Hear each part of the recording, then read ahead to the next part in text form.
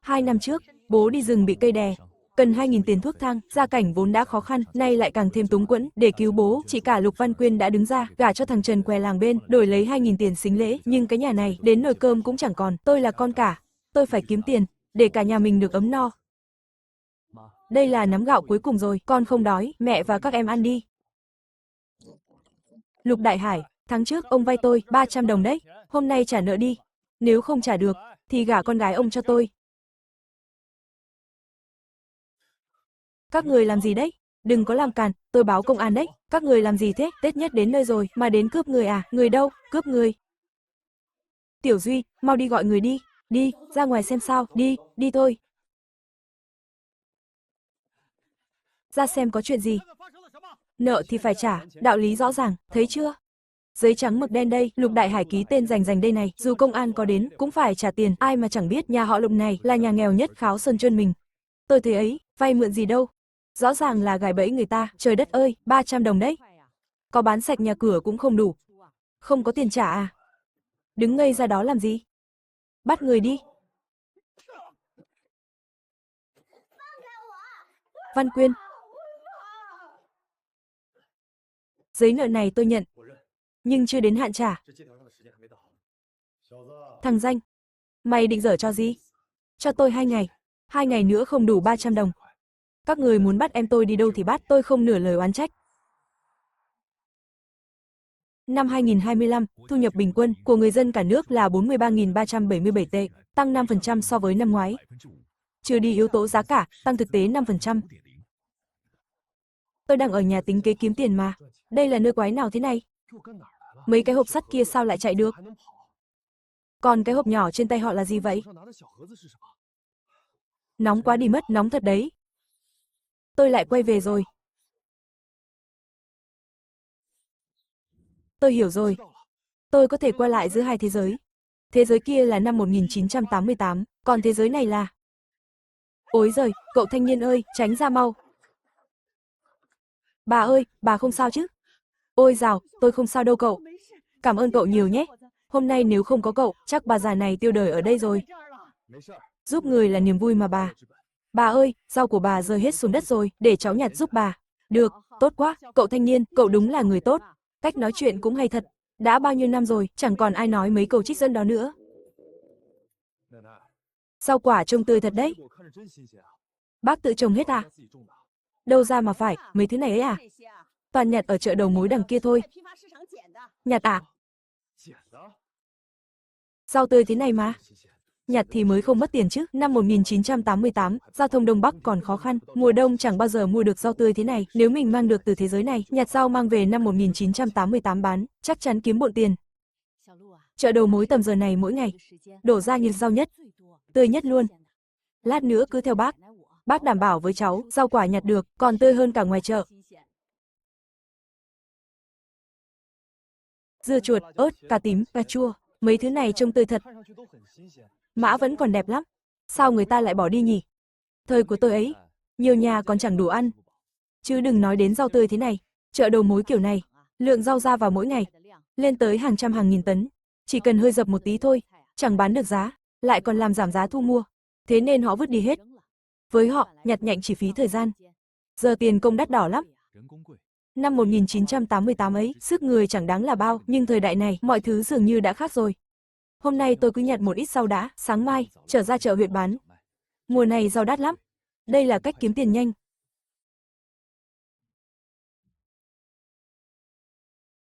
Thế giới kia là năm 2025, muộn hơn bây giờ 37 năm, đất nước phát triển thần tốc, hậu cần phủ khắp cả nước. Đông Bắc mùa đông giá rét, vẫn chuyển phát tận nơi, đặc sản khắp mọi miền, chẳng cần ra khỏi nhà cũng mua được. Lại còn có ô tô, máy bay. Nước vẫn còn nóng, nghĩa là thời gian hai thế giới trôi khác nhau. Tôi ở năm 2025 một ngày, ở đây mới trôi qua vài phút, tốt quá rồi. Nhà nào cũng chịu chi tiền. Mớ rau này tươi thật, giá thị trường phải 2-3 đồng. Nhưng hôm nay tôi mới thử lần đầu. Giá cả thế này đây. Đất Đông Bắc này đúng là Ninh Cổ Tháp. Bố bị đày ải về đây làm huyện trưởng, đến rau tươi còn chẳng được ăn. Cô em ơi, sao rau đắt thế? Ớt xanh 3 đồng. Còn đắt hơn cả thịt lợn, sao cô không đi cướp luôn đi? Đúng đấy, ngày lễ Tết nhà có khách, không thì tôi chẳng thèm ngó tới, giá chỉ có thế thôi, giữa đông cả trấn chỉ nhà tôi có rau tươi, mua thì mua, không mua thì biến, đừng làm phiền tôi buôn bán.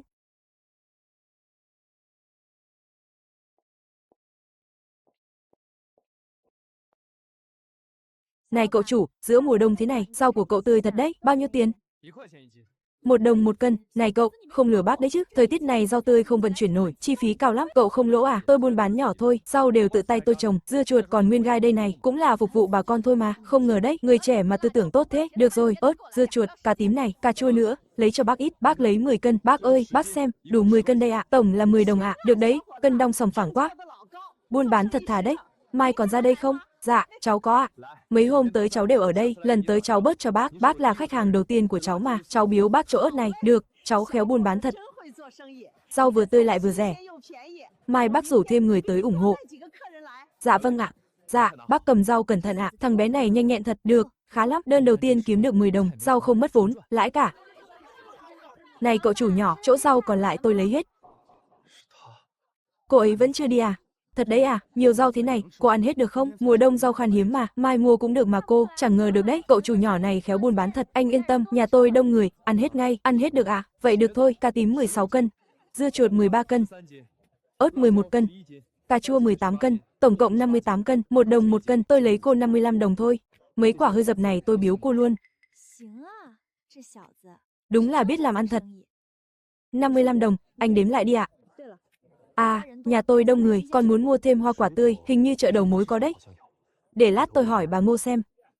Hoa quả khó vận chuyển, khó bảo quản lắm, để tôi hỏi giúp cô, chưa chắc đã lấy được đâu ạ. Nhiều rau thế này, để tôi trở về tận nhà cho cô, thế thì tốt, đỡ phải gọi lái xe, thằng bé này càng lúc càng thú vị. Được rồi, đây là tiền công cho anh, không được, cô mua nhiều rau thế này, tôi đã kiếm được tiền rồi, tiền này tôi không nhận đâu, có nguyên tắc, không phải của mình thì không lấy, Lam Thủy huyện này đâu có chán thế. Hừ, thằng danh con ở đâu chui ra thế? Dám cướp mối làm ăn của ông chủ à, mày chết chắc rồi. Rau chuyển đến rồi ạ, cảm ơn anh. Lần tới có hoa quả, cứ mang thẳng đến nhà tôi, có bao nhiêu tôi lấy bấy nhiêu, vâng, nhất trí ạ, cô ấy lại ở đây sao? Thân phận chắc chắn không tầm thường. Thím Hai có nhà không ạ? Thím Hai ơi, nhà tôi hết nước tương rồi, mua một chai vậy.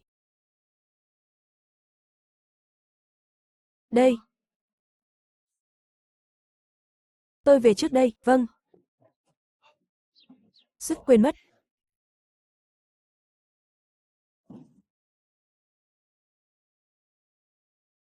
$107, trừ đi 13 đồng 7 hào 2 xu, lãi dòng 107 đồng. Mai phải kiếm thêm rau nữa, phải kiếm đủ 300 đồng trả nợ, cũng nhờ bà Ngô cả, vừa thấy có người bán cá đồng, mua vài cân là vừa đẹp, đồ này là cá tự nhiên đấy, bồi bổ sức khỏe, nhà còn ít rau khô tự phơi, mang đi biếu bà Ngô luôn, nếu không nhờ bà ấy, tôi đâu tìm được việc kiếm tiền này.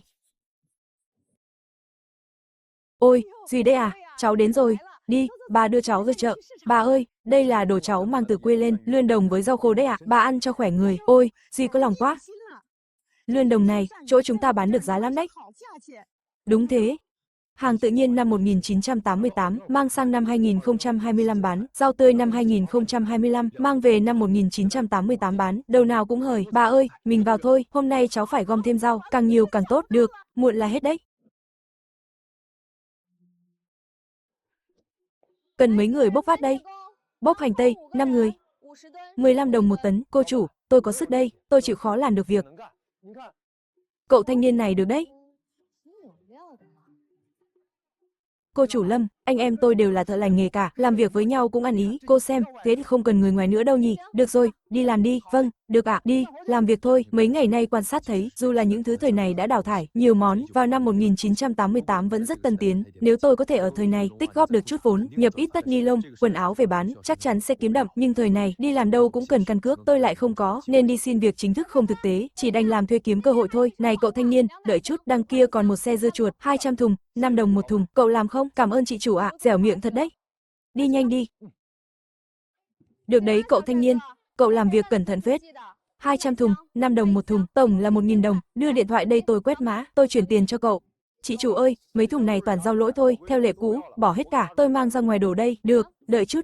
Rau dỡ xuống xe, vận chuyển dọc đường bị dập nát ít nhiều, nhưng mà so với đống rau định mang đi đổ, trông vẫn tươi ngon hơn nhiều, chỉ cần nhặt nhạnh lại chút thôi, là hàng đẹp ngay, chỉ đi nhặt rau thì kiếm được bao nhiêu đâu, lại còn phải trông vào may rủi nữa, nếu ôm được cả xe rau này, mai ít cũng kiếm được vài trăm. Sao hả cậu trai, cậu để ý đống này à? Cậu trai này mắt tinh thật, người ngượm khỏe khoắn, làm việc lại nhanh nhẹn, quan trọng nhất là biết tính toán, sau này biết đâu lại làm nên trò trống gì. Chị chủ ơi, chị thấy đấy, đống rau này chị cũng bỏ đi mà, hay là cho tôi nhé, đỡ công cô phải mang đi đổ, ngày nào dỡ hàng chả có rau hỏng, nếu cậu thích không ngại phiền thì cứ qua mà lấy, đằng nào cũng bỏ đi cả thôi, coi như chú chịu khó vậy, giúp tôi một tay, ngày nào cũng qua trở đi là được, cảm ơn chị chủ, rõ ràng là đang giúp mình, nhưng nghe câu này chẳng thấy khó chịu chút nào, xem ra chị chủ này làm ăn được, chẳng phải người thường, khách sáo quá. Chú chưa có điện thoại à? Đợi tôi chút, tôi vào lấy tiền mặt cho chú, mấy thùng rau này chỉ bị ngoài vỏ thôi, dập tí ra thôi mà, mấy thứ dập này khó bán lắm, cứ cho đi cho xong, cũng giữ được khách quen. Đây, 1.000 đồng tiền mặt, còn cái điện thoại này bạn tặng, để không cũng phí, gặp nhau là cái duyên, cái điện thoại này coi như tôi tặng chú, cầm lấy đi, cậu trai trẻ à, ở cậu. Vàng trong ao sao mãi nằm yên, gặp thời vận ắt hóa rồng bay, cố gắng lên, thời này không ai chết đói đâu. Ôi, cậu thanh niên, cuối cùng cậu cũng đến, dưa chuột hôm qua cả nhà tôi ăn hết sạch rồi, giòn tan luôn bác ạ, thật sự quá ngon. Hôm nay tôi phải mua thêm mới được, lấy cho tôi 10 cân nhé. Vâng ạ, bác. Cảm ơn bác đã ủng hộ cháu, lát cháu biếu thêm bác 2 quả dưa chuột, tốt quá, tốt quá.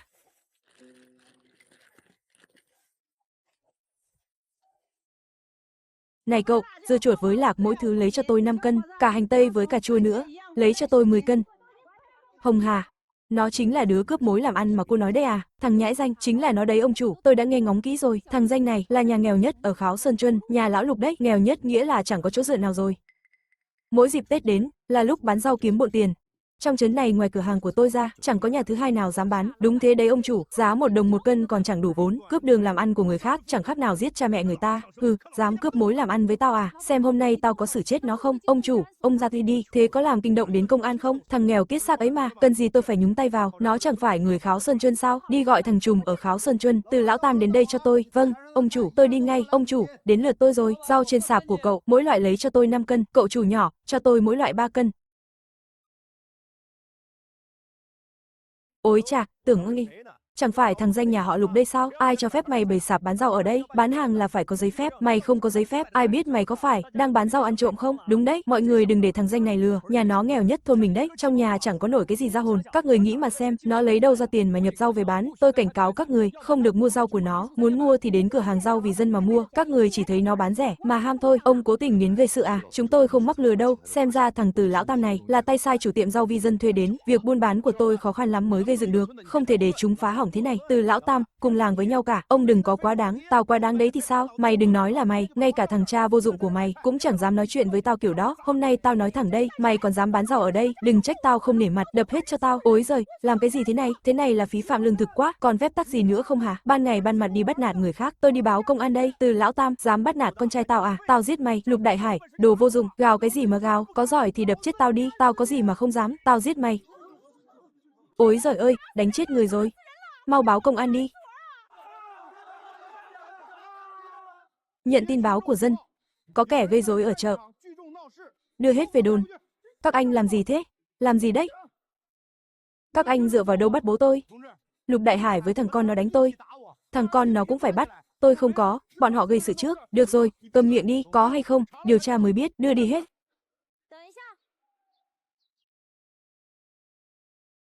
Đồng chí công an ơi, tôi xin làm chứng, cậu chủ nhỏ này không nói dối đâu, bọn họ gây sự trước đấy, nếu cần, tôi sẵn sàng phối hợp điều tra. Được, vậy bà cũng đi cùng chúng tôi một chuyến, bà con yên tâm, công an không bao giờ làm oan người tốt, cũng không bỏ lọt kẻ xấu. Thời buổi này, càng trọng tình nghĩa và quan hệ, cô Hàn kia nhìn là biết thân thế không tầm thường. Nếu không nhờ cô ấy vào trong, hỏi han tình hình vụ việc, thì tôi chỉ có nước mù tịt. Xem ra sau này phải tìm cách kết giao, tạo quan hệ với bên công an thôi. Cô Hàn sao rồi? Bố tôi không sao chứ, tôi đã rõ tình hình rồi. Nhưng chuyện này khá phức tạp. Cậu không quyết được đâu, người lớn trong nhà cậu đâu. Về nhà rồi tính tiếp, cô ấy nói đúng, giờ mình yếu quá, vì gia đình, mình phải tìm cách kiếm tiền. Phải bảo vệ người thân. Chị dâu, chị đừng lo quá. Lục Duy đã đi hỏi thăm rồi, anh ấy chắc chắn không sao đâu. Lục Duy, cha con thế nào? Đây là cô Hàn, cô ấy đã giúp hỏi rõ rồi. Vâng, con đã rõ sự tình.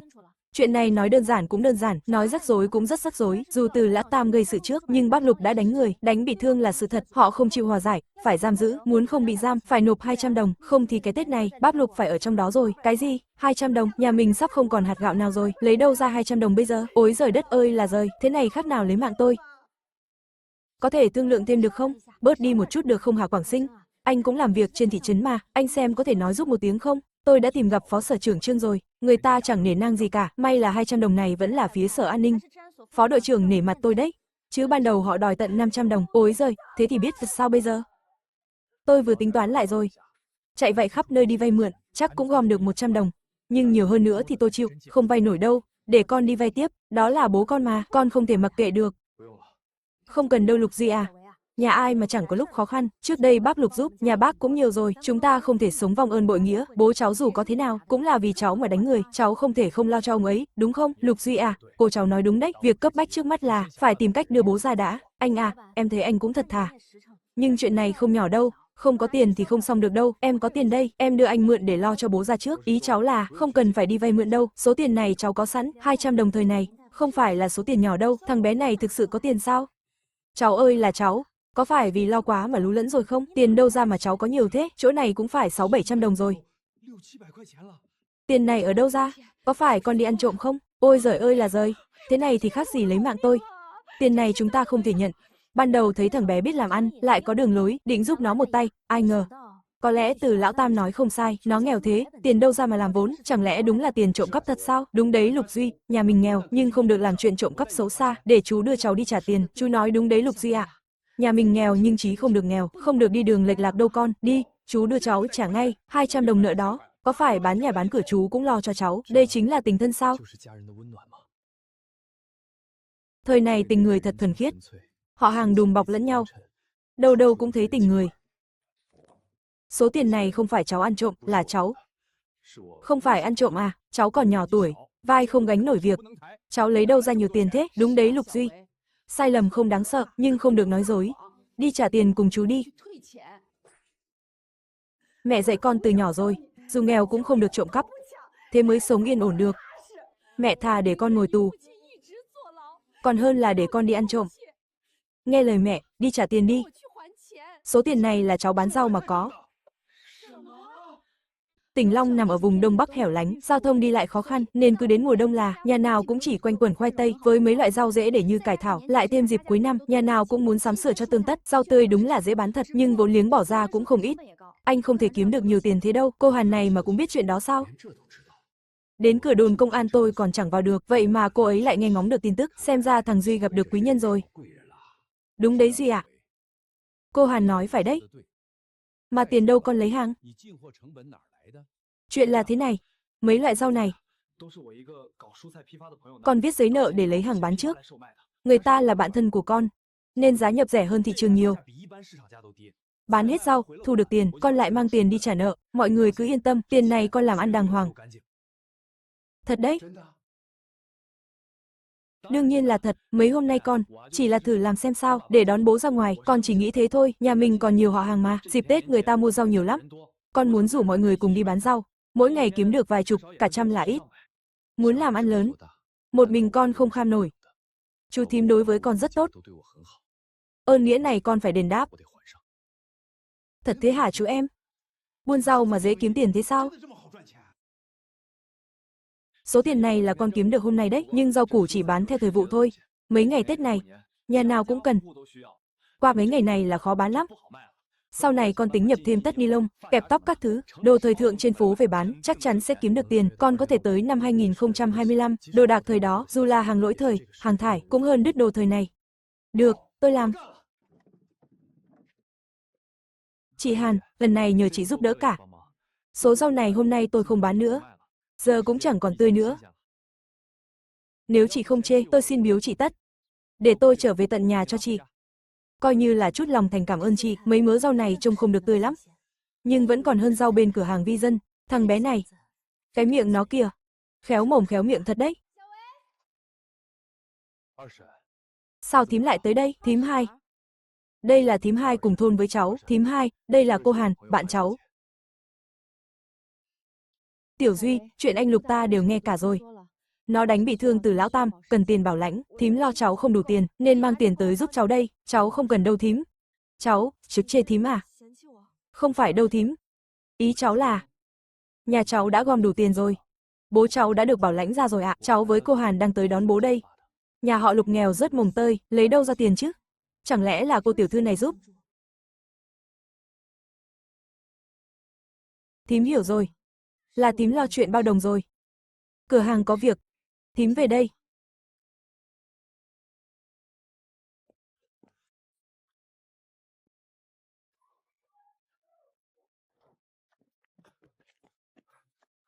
Bố ra rồi ạ. Bố không sao chứ? Ôi, Tiểu Duy, bố sợ chết khiếp. Mình mau về nhà thôi.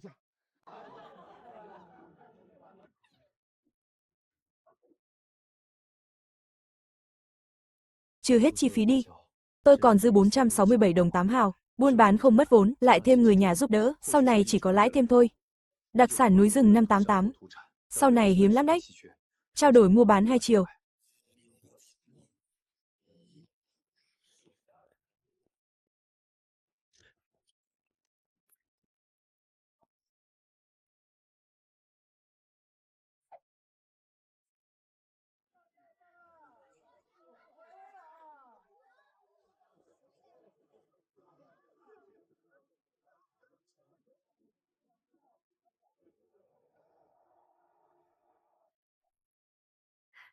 Mọi người cứ nghỉ đi, uống chén trà đã, để tôi đi nấu cơm. Chị dâu, nghe em giúp một tay. Thế thì tốt quá, cô nó ơi, thằng Duy mua thịt rồi, còn có cả sườn nữa, mình ninh một nồi đi, thế thì thơm nước mũi, đi thôi. Thế hôm nay mình bán được bao nhiêu tiền? Đúng đấy, đúng đấy. 5.376 đồng 3 hào, cái gì? Trời đất ơi, một ngày bán được hơn 5.000, một ngày bằng cả chục năm lương của mình rồi. Đúng là thời buổi này. Lương tháng công nhân bình thường, chỉ tầm vài chục đồng, đến trăm đồng là cùng. Một ngày hơn 5.000, bằng cả nhà thu nhập mấy năm trời.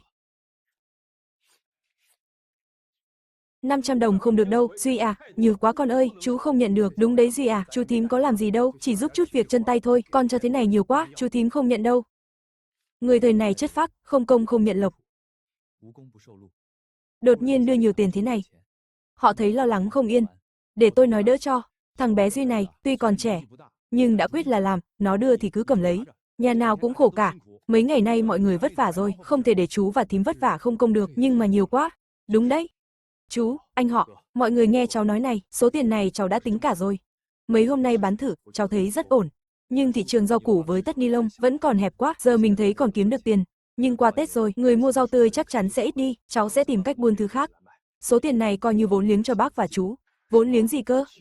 Duy, cháu có kế hoạch gì thế? Đúng đấy, cháu nói xem nào, tiền bán rau là vốn khởi đầu thôi, cháu nghĩ kỹ rồi, theo đà kinh tế hiện nay, tương lai hộ kinh doanh cá thể và doanh nghiệp tư nhân sẽ là chủ đạo, cháu định lên huyện đăng ký giấy phép kinh doanh, để mở rộng quy mô, một mình cháu không kham nổi hết. Thế nên, cháu định ít bữa nữa, sẽ lên huyện làm giấy phép. Việc buôn bán sẽ ngày càng lớn, cháu có một thân một mình, chắc chắn không làm xuể, từ mai cháu sẽ nhập rau số lượng lớn hơn, cháu sẽ đổ buôn rau cho bác và chú, 6 hào một cân, nhưng phải bán ra đúng 1 đồng một cân, không được làm mất uy tín, 6 hào một cân, mỗi cân vẫn lãi 4 hào, không được đâu cháu Duy ơi, thế vẫn là nhiều quá, đúng đấy, nhiều quá, nhiều quá. Bác chỉ lấy lãi 1 hào thôi. 6 hào một cân tôi vẫn có lãi mà. Cháu nói trước nhé, rau không được lấy hàng kém chất lượng. Hàng hỏng thì trả lại cháu. Không được bán cho khách, bác nhớ chưa?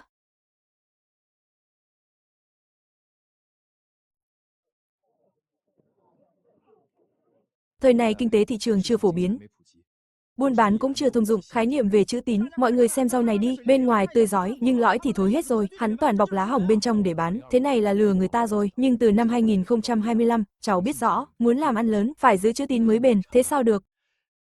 Không thể để cháu chịu thiệt được, bác cứ yên tâm, cháu không thiệt đâu. Sau này còn tất ni lông, kẹp tóc, lược, gương nữa, thậm chí còn nhiều hàng khác nữa. Chỉ cần chú thím đồng ý, cháu để giá sỉ cho chú thím. Nhưng phải dùng chung nhãn hiệu của cháu, thương hiệu đấy ạ. Ở năm 2025 ấy, dùng chung nhãn hiệu cũng là cách làm ăn, quảng bá sản phẩm thôi. Chẳng qua là đứng trên vai người khổng lồ, để tiến lên thôi ạ. Hai người bàn xong chưa? Chú, hôm nay nói chuyện đến đây thôi. Chú thím về bàn bạc kỹ đi. Số tiền này chú thím cứ cầm lấy. Nếu muốn tiếp tục làm cùng cháu vẫn trả công theo ngày, còn nếu muốn tự buôn, số tiền này chú thím cứ dùng làm vốn. Về bàn bạc kỹ đi ạ.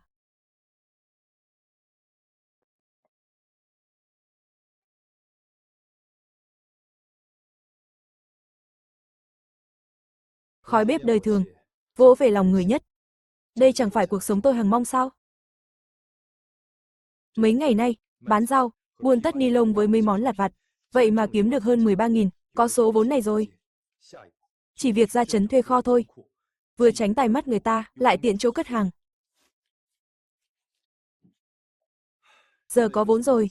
Sắp tới, có thể thu gom nông sản của bà con, rồi mang sang năm 2025 bán. Trước đây làm nhỏ lẻ cũng kiếm được chút, lần này bán quy mô lớn, phải làm thủ tục còn phải có người tiêu thụ được nữa. Ở bên đó, đã thuê nhà bán ngô.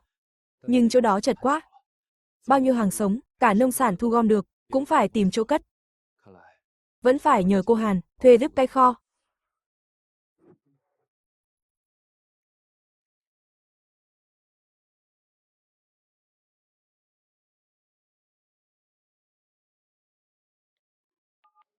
Anh Lục Duy, cuối cùng cũng liên lạc được với anh, điện thoại của anh không gọi được, tôi tìm anh khắp nơi, tôi đang ở bệnh viện, anh qua đây được không? Được, tôi qua ngay.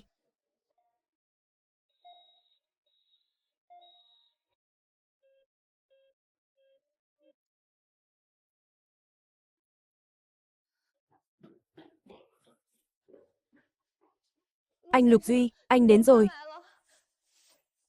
Cô Hàn, cô đừng vội, có chuyện gì thế? Nói tôi nghe xem, tôi có thể giúp gì được không? Ông tôi bị nhồi máu não đột ngột, cần an cung loại trước năm 93. Tôi đi hỏi khắp nơi rồi, chẳng mua được hàng chuẩn. Anh hay thu gom đồ cũ, biết đâu lại có cách. Chỉ cần anh tìm giúp tôi sẵn lòng giao lại việc kinh doanh chợ rau cho anh hết. An cung cũ trước năm 93. An cung Ngưu Hoàng hoàn chuẩn trước năm 93. Còn có sừng tê giác nữa. Nhưng sau này tê giác bị liệt vào hàng nguy cấp. Lại thêm xạ hương tự nhiên, Ngưu Hoàng tự nhiên và các thứ khác, sau này chỉ đành dùng đồ nhân tạo thay thế, hiệu quả giảm đi nhiều. Thế nên, loại trước năm 93 là tốt nhất. Nhưng ngoài chợ chẳng mua nổi. Đúng vậy, thời buổi này, khoa học kỹ thuật phát triển, giải quyết được nhiều ca bệnh khó. Nhưng dược liệu nhân tạo, hiệu quả kém xa. Nếu tôi có dược liệu năm 88, ví dụ như nhân sâm rừng, hay an cung loại cũ, dược liệu quý, thời nay khó tìm. Mang ra thời nay bán, chắc chắn lãi lớn. Cô Hàn à, tôi sẽ giúp cô hỏi thăm. Cô cũng biết, đồ này khó kiếm lắm, tôi cũng chưa chắc hỏi được đâu, tôi sẽ cố hết sức. Thật sao, thế thì tốt quá. Anh Lục, dù anh có mua được hay không, chỉ cần anh có lòng này, tôi đã cảm kích lắm rồi. Cô Hàn khách sáo quá. Ngày tôi mới từ quê lên, hai bàn tay trắng, chẳng có gì cả, là cô đã giúp đỡ tôi, ơn nghĩa này, tôi nhất định sẽ đền đáp. Tôi chắc chắn sẽ dốc sức. Nhưng mà, sao cơ? Trước năm 93, ví dụ như năm 1988, hoặc là càng sớm hơn thì có được không? Đương nhiên là được. Càng về trước, dược liệu càng tự nhiên, hiệu quả chắc chắn càng tốt. Được, để tôi thử xem. Mấy thứ này, đều là đồ quê thu gom được đấy. Thuần tự nhiên cả. Ông cụ tỉnh rồi, cho ông ngồi bổ thân thể, tôi về hỏi thăm giúp cô ngay. Được, tôi đợi tin anh.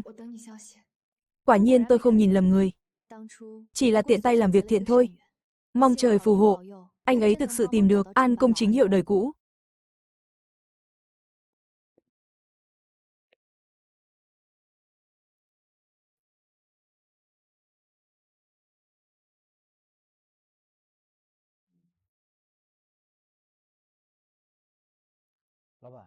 Ở đây có bán An Cung Ngưu Hoàng hoàn không bác? Cậu hỏi cái đó làm gì? Cháu hỏi giúp người ta thôi à, bác ơi, bác có không? Nếu mình nói thật với bác ấy, chắc bác ấy không bán cho đâu. Nhưng hiệu thuốc trong huyện, cháu chạy gần hết rồi, mà vẫn không mua được. Thứ đó phải có chỉ tiêu mới mua được. Người thường sao mua nổi, nếu cậu thực sự cần, thì ra chợ đen xem sao. May mắn thì, biết đâu có người bán lại. Nhưng giá cả thì, gấp 10 lần áp. Bình thường một viên An Cung, cũng tầm 30 đến 80 đồng thôi, đắt mấy cũng chỉ tầm 100 đồng. Chợ đen qua tay là gấp 10. Thảo nào mà khó mua thế. Toàn bị bọn họ găm hàng đem ra chợ bán hết rồi. Lục Duy, đúng là cậu rồi. Cậu làm gì ở đây thế? Cô Hàn, là tôi đây. Tôi đang định tìm cô đây, lần trước cậu nhờ tôi mang ít hoa quả, vừa mới chuyển tới xong, tôi đang định mang qua cho cậu. Thật sao? Ừ, đồ đạc ở trên xe kéo kia, để tôi lấy cho cậu. Còn chỗ này là vừa từ nơi khác chuyển về, rau trái mùa đấy, còn có cả hoa quả tươi nữa, toàn là hoa quả nhập khẩu, rau trái mùa. Thời buổi này, chưa phổ biến khái niệm rau trái mùa. Thậm chí chỗ hoa quả này, tôi cũng chẳng biết giải thích sao. Chỉ đành bảo là nhờ quan hệ nhập về thôi, trái mùa là thế đấy. Không phải đồ bây giờ, hoa quả đúng mùa đấy. Do khí hậu thôi, mấy vùng như Vân Nam ấy, một năm trồng được mấy vụ. Lại thêm kỹ thuật nhà kính nữa, nên quanh năm suốt tháng, lúc nào cũng có rau tươi, cậu này biết nhiều thật đấy. Cái chốn nhỏ bé này, đúng là nhân tài ẩn giật. Ở nơi khỉ ho cỏ gáy này, mà bán được nhiều rau quả tươi thế này. Cậu ta chắc chắn phải có đường dây rồi. Không ngờ lại tình cờ thế. Tôi lại vớ được báu vật. Đây đều là hoa quả nhập khẩu. Đây là cherry Chile. Còn đây là sầu riêng Thái Lan. Số hoa quả này bao nhiêu tiền? Cô Hàn, cô nói gì lạ vậy? Số quả này tôi biếu cô đấy. Trước đây cô đã giúp cứu bố tôi ra, tôi còn chưa kịp cảm ơn cô, sau này rau quả nhà cô, cứ để tôi lo hết, ra thế cô Hàn Ninh, chắc chắn không tầm thường, mình phải chủ động kết giao với cô ấy, cũng là để tự chừa cho mình đường lui, phòng khi cần đến, thế này không hay lắm đâu, không công mà nhận, tôi không dám, nếu cô không nhận tiền, tôi sẽ không tìm cô nữa, vậy thế này cô thấy sao, lần này tôi không lấy tiền, để lần sau vậy, nếu cô thấy chỗ này, rau quả trái mùa này, ăn thấy ngon cứ bảo tôi mang tận nơi cho cô, được, vậy tôi nhận về nếm thử. Nhưng hôm nay, có lẽ tôi giao hàng muộn chút, phía trước còn 2 hiệu thuốc, tôi qua đó hỏi thăm xem chỗ họ có mua được An Cung Ngưu Hoàng Hoàn không, nếu tôi nhờ thẳng Hàn Ninh giúp, khéo lại khiến cô ấy khó chịu. Tôi nói thế này, nếu cô ấy thật lòng muốn giúp, biết đâu sẽ chủ động giúp tôi. An Cung Ngưu Hoàng Hoàn, anh mua cái đó làm gì? Chị Hàn, không giấu gì chị. Ông của bạn tôi, bị nhồi máu não, người ta vẫn đang nằm viện. Ông ấy nhờ tôi hỏi giúp, xem chỗ nào mua được An Cung Ngưu Hoàng Hoàn, mấy hiệu thuốc quốc doanh ở huyện tôi hỏi cả rồi, chỉ còn mỗi một hiệu thuốc tư nhân, tôi định qua đó thử vận may xem sao, khờ quá. Từ đó là hàng phân phối định lượng, giá chợ đen đắt gấp 10 lần là ít. Cậu có đi hỏi cũng vô ích thôi. Tôi có cách này. Để tôi nhờ người hỏi giúp cậu, có tin tức gì tôi sẽ báo lại cậu. Được, chị sảng khoái quá.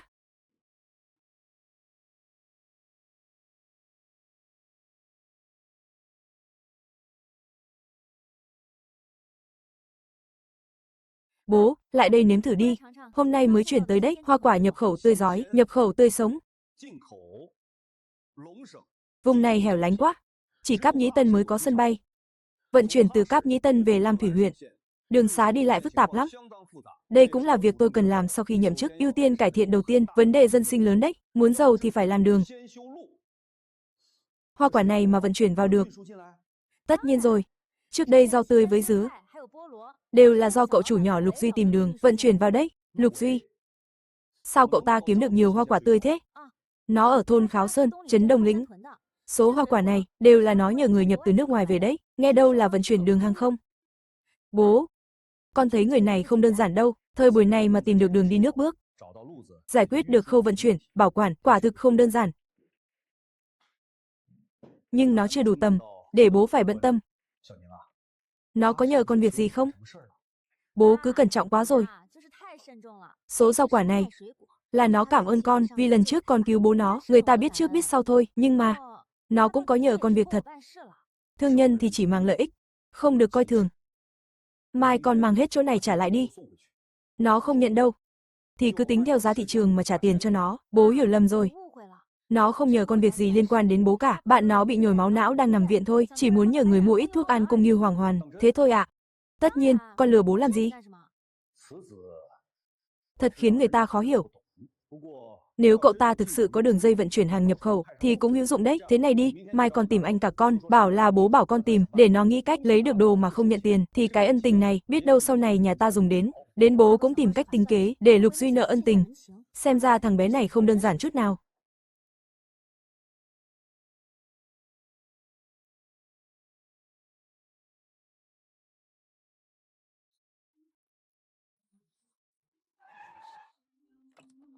Ô kìa, xe sắt kia.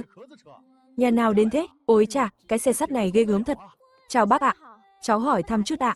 Nhà Lục Duy ở đâu ạ?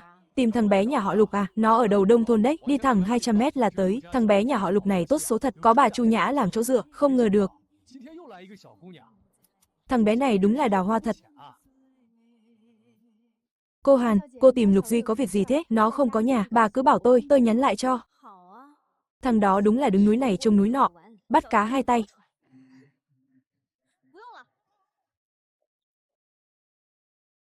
Đúng thế, chẳng phải Lục Duy đây sao, chú không ở nhà à, vừa có cô bé xinh xắn lắm, lái cái xe sắt to đùng đến tìm chú đấy, chú không gặp à, là cô Hàn, cô ấy đến tìm anh, chắc có việc gấp. Cô ấy tìm tôi, chắc là mua được An Cung Nghiêu Hoàng Hoàn rồi.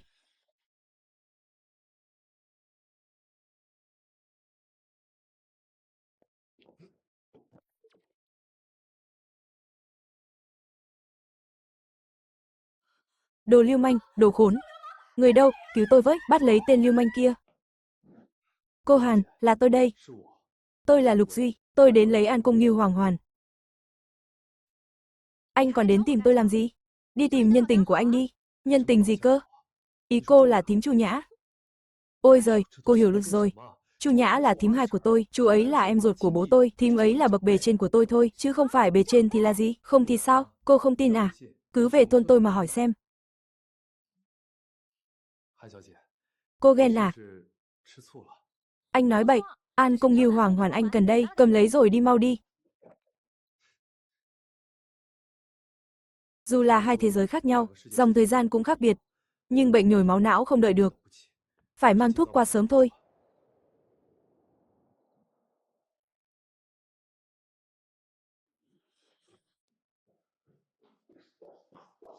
Anh Lục, sao rồi?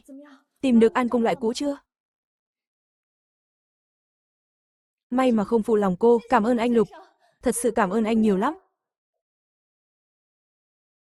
Người cô ấy thơm quá.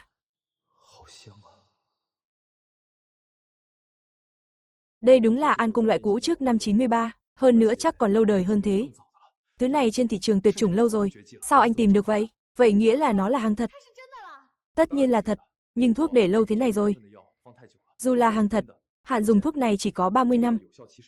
Giờ đã quá 30 năm rồi. Một khi mở viên sắp niêm phong ra, liệu còn tác dụng không? Còn được bao nhiêu phần, có uống được không? Tôi không dám chắc. Lâm Thiên Tuyết, cô định dùng thuốc giả hại chết ông tôi à? Lâm Thế Hoành, anh đến đây làm gì? Sao tôi lại không biết cô định dùng nó, thứ thuốc vớ vẩn này hại người đấy. Tôi mới là cháu đích tôn nhà họ Lâm, cả nhà đã bàn bạc rồi, từ bỏ điều trị. Ông không qua khỏi được đâu. Chúng ta là con cháu, không thể để ông ấy. Câm miệng. Đừng tưởng tôi không biết các người đang toan tính gì. Các người chỉ mong ông mất sớm. Để chiếm đoạt gia sản nhà họ Lâm, tôi sẽ không để các người được như ý, cô dám đánh tôi. Lâm Thiên Tuyết, cô đừng tưởng có ông chống lưng, mà nhà họ Lâm đến lượt cô làm chủ. Nhà họ Lâm sớm muộn cũng là của tôi.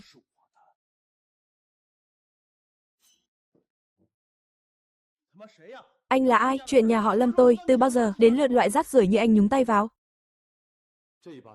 Cái này là thay cô Lâm đánh anh. Cái này là thay ông cụ Lâm đánh anh. Là đánh thay tôi đấy. Chuyện nhà họ Lâm, tôi là người ngoài, đúng là không nên xen vào. Nhưng cô Lâm là ân nhân của tôi. Ai dám bắt nạt cô ấy, tôi nhất định không tha, mày.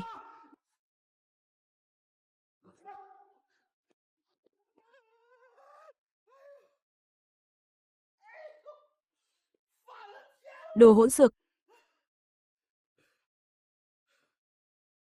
Lâm Thiên Tuyết, nói lần cuối này, thuốc này không được dùng cho ông cụ, dựa vào cái gì? An Cung đời 93 chính hiệu. Ngoài thị trường tuyệt chủng lâu rồi. Thế thì cũng quá hạn rồi. Không dùng được. Cô dùng thuốc bừa bãi. Lỡ ông cụ có mệnh hệ gì? Cô gánh nổi trách nhiệm không? Chỉ cần cứu được ông cụ, tôi xin chịu mọi trách nhiệm. Cô nói đấy, lấy máy ra đi. Nhìn vào ống kính, nói lại lần nữa vào máy đi. Nếu ông cụ có mệnh hệ gì, cô tự nguyện từ bỏ mọi thứ ở nhà họ Lâm, bị đuổi khỏi nhà, phải ra đi tay trắng. Tôi, Lâm Thiên Tuyết, chịu mọi hậu quả. Nếu thất bại thì sao? Tôi tự nguyện rời khỏi nhà họ Lâm. Tôi đã nghe ngóng kỹ rồi. An Cung đời cũ trước năm 93 trên thị trường, đã tuyệt chủng từ lâu, có chăng cũng là đồ giả, lần này ông cụ chết chắc rồi. Tiện thể trừ khử luôn Lâm Thiên Tuyết. Một mũi tên trúng hai đích. Cô không sợ thuốc này có vấn đề sao? Tôi tin anh. Dù chỉ còn một phần vạn cơ hội, tôi cũng phải thử. Bác sĩ, dùng thuốc đi.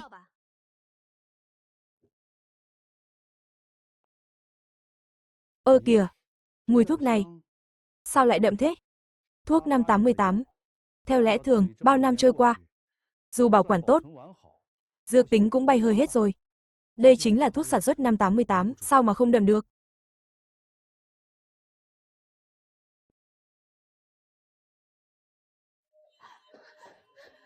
Chuyện gì thế này? Ông ơi!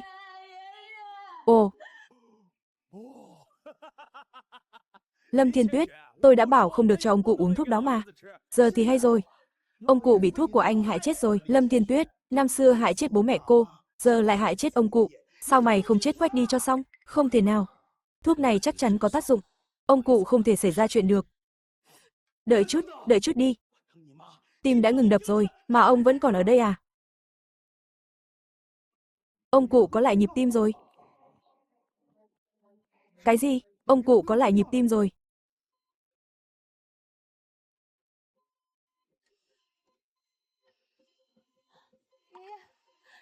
Ông tuyệt rồi. Không, không thể nào, chuyện này không thể nào, Viên An Cung Ngưu Hoàng đó đã quá hạn từ lâu rồi, sao ông ta có thể tỉnh lại được? Cái gì? Ông, ý ông là, việc tôi bị nhồi máu não không phải là tai nạn, là nó. Nếu tôi không tỉnh lại, kế hoạch của mày đã thành công rồi, đồ nghịch tử. Thua mấy chục triệu rồi, dám biển thủ tài sản công ty. Tao không có đứa cháu bất hiếu như mày. Đuổi nó đi, tống cổ nó ra khỏi nhà họ Lâm cho tao. Đừng hòng lấy được một xu từ nhà họ Lâm. Ông, con sai rồi. Con không dám nữa đâu. Ông không thể đuổi con đi được. Con là đích tôn duy nhất của nhà họ Lâm đấy. Sau này con còn phải phụng dưỡng ông lúc cuối đời. Phụng dưỡng ta ư? Ta không cần loại như mày. Cút ngay cho ta. Từ nay về sau, đừng hòng bước chân vào. Nhà họ Lâm nửa bước, sao lại thế này? Sao có thể? Lâm Thế Hoành, ta cứ ngỡ mày chỉ là đứa ăn chơi lêu lổng. Không ngờ mày dám ra tay với ông. Nhà họ không thể dung thứ cho mày nữa. Ném nó ra ngoài cho ta. Vâng, thưa đại tiểu thư. Buông tao ra. Lâm Thiên Tầm, con khốn này, mày dám đối xử với tao thế à? Đây là Lục Duy. Nhờ cậu ấy tìm được thuốc an cung Ngưu Hoàng Hoàn mới kéo ông từ cửa tử trở về. Ông đều nghe thấy cả rồi. Anh Lục là ân nhân nhà họ Lâm. Chỉ cần cậu cần gì, nhà họ Lâm nhất định dốc sức giúp đỡ. Cậu muốn gì, ta sẽ đáp ứng hết. Ông ơi! Ông khách sáo quá. Chỉ là việc nhỏ thôi mà. Cô Hàn trước đây từng giúp tôi. Coi như tôi báo đáp cô ấy. Ơn dắt ngày trước khá lắm. Thằng bé có khí phách. Người thường mà gặp cơ hội thế này, chẳng đòi hỏi đủ thứ rồi. Nó lại biết ơn nghĩa. Chẳng đòi hỏi gì cả. Cậu Lục đã có gia đình chưa? Tôi có đứa cháu gái. Ông vừa tỉnh dậy. Đừng bận tâm chuyện đó nữa, nghỉ ngơi cho khỏe đi. Chúng cháu ra ngoài đây, lát nữa lại vào thăm ông. Được rồi, đúng là con gái lớn không giữ được. Đã bắt đầu bênh người ngoài rồi. Ông mà còn nói thế, cháu không thèm nói chuyện với ông nữa đâu.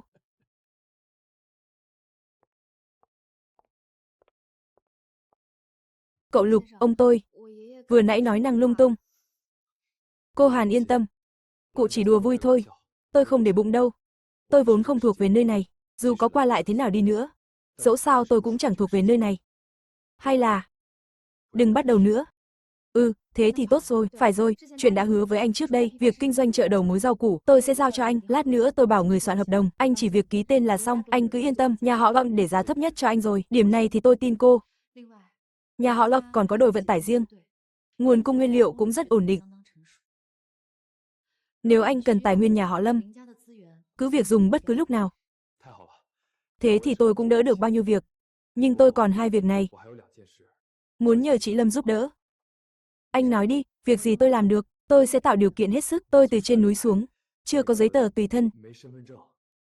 Chị giúp tôi được không? Không có giấy tờ à?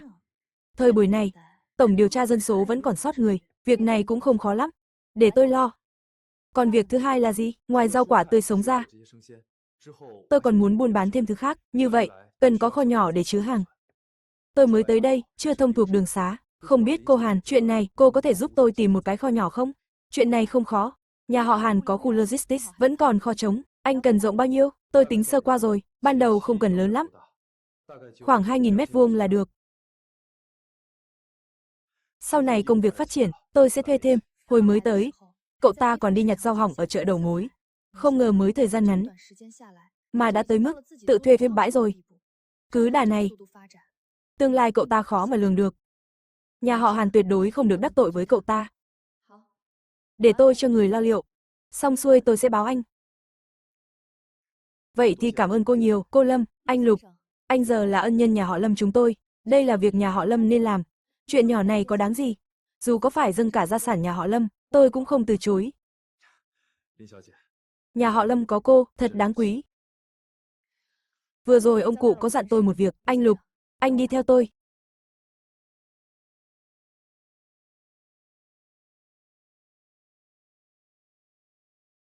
Đây chính là cái mà đời sau gọi là biệt thự sao?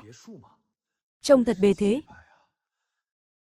Kỹ thuật tiên tiến này, cả gạch lát nền, sơn tường nữa, nếu mang được về năm 1988, chắc chắn kiếm bộn tiền. Chào mừng anh về nhà. Đây là... Anh Lục, đây là quà ông cụ dặn tặng anh. Căn biệt thự trị giá 150 triệu. Cái gì cơ? Nhà họ Lâm xây căn này. Sau này anh làm ăn ở Giang Thành, cũng có chỗ nghỉ chân. Tất nhiên rồi, mấy cô gái này, nếu anh thấy ưng ý. Cái này, thế này sao tôi dám nhận, cô Lâm, tôi không phải hạng người như cô nghĩ đâu, của tôi cả. Tất cả đều là của tôi.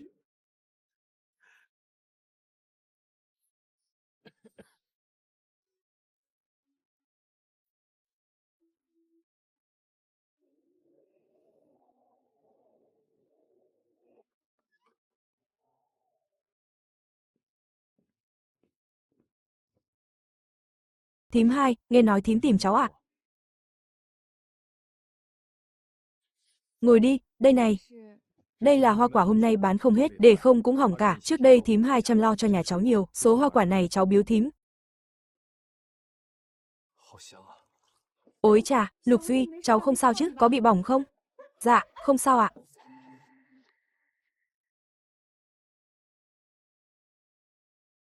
Cô Chu, nhà tôi hết nước tương rồi, tôi sang xin ít. Sao cửa mở mà không có ai nhỉ?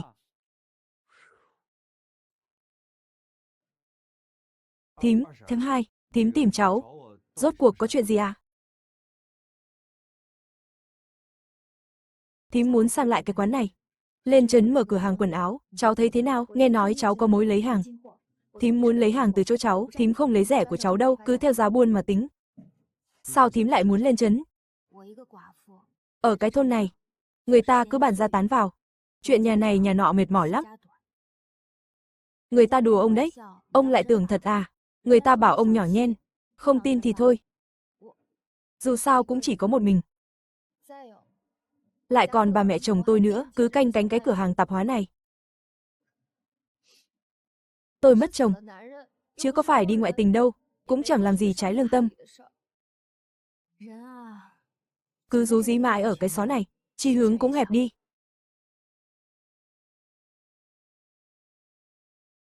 Thế giới ngoài kia rộng lớn lắm. Tôi muốn thay đổi cách sống.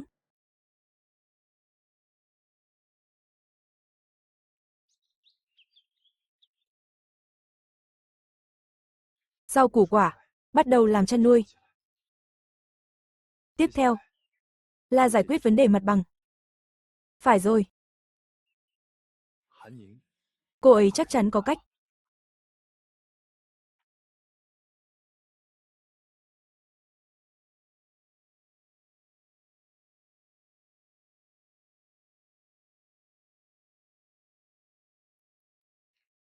Lần này lại mang quả gì lạ thế? Măng cụt. Cô nếm thử đi, nếu cô thích ăn, lần tới tôi lại mang sang. Cái này, ăn thế nào đây?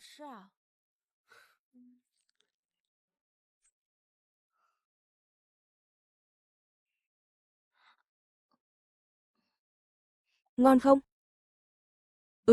Ngon thật. Lục Duy, tôi tò mò thật đấy. Mấy thứ quả này của anh lấy ở đâu ra thế? Cả cái Lam Thủy huyện này, ngoài nhà anh ra, chẳng ai kiếm đâu ra được. Nhiều hoa quả tươi thế này, cô lại đang dò ý tôi à? Mấy loại quả này, đều là hàng vận chuyển đường không, nhập từ nước ngoài về đấy. Còn cả xoài đây nữa. Cô cầm về mà ăn. Nhưng mà, tôi không để cô ăn không đâu. Được thôi, tôi biết ngay mà. Nói đi, cần tôi giúp gì nào? Việc buôn bán rau quả dạo này, ngày càng mở rộng, tôi định sắp tới, thầu một quả đồi, làm trang trại, trồng thêm ít cây ăn quả. Cứ đà này, thậm chí là cả Lam Thủy huyện, Thế nên, anh cần thuê một cái kho, để chứa hàng. Tôi hỏi qua rồi. Kho bãi trên thị trường, hoặc là vị trí không đẹp, vận chuyển khó khăn, hoặc là giá lại quá đắt. Sau này tôi còn muốn làm thêm việc khác. Về chi phí, tôi muốn tiết kiệm hết mức có thể. Thời gian này, tôi tìm hiểu qua điện thoại, thấy xu thế thời đại đang lên. Tương lai, các ngành nghề đều phát triển mạnh, đời sống vật chất người dân đã khá hơn nhiều. Ăn no mặc ấm không còn là mối bận tâm duy nhất nữa, việc tôi cần làm là phải dám đi đầu. Cậu ấy dường như còn giỏi hơn tôi tưởng. Chuyện thuê kho bãi, cứ để tôi lo, tôi sẽ giải quyết giúp anh, dù sao cậu ấy làm ăn khấm khá, cũng là đóng góp cho ngân sách Lam Thủy huyện. Tôi cũng là đang ủng hộ công việc của bố thôi mà. Ngoài ra, tôi còn muốn mua thêm vài gian hàng nữa. Vị trí phải đẹp, tốt nhất là gần trường học, hoặc khu phố buôn bán, mua cửa hàng, thuê kho, rồi lại chăn nuôi. Đã là một khoản chi phí không nhỏ rồi, lại còn mua thêm nữa sao? Nó làm ăn lớn thật đấy. Tôi tính thế này. Bố mẹ tôi cũng có tuổi rồi, ở quê cũng chẳng có việc gì làm, mở cái cửa hàng nhỏ, bán mớ rau, ít đồ lặt vặt, cho khuây khỏa.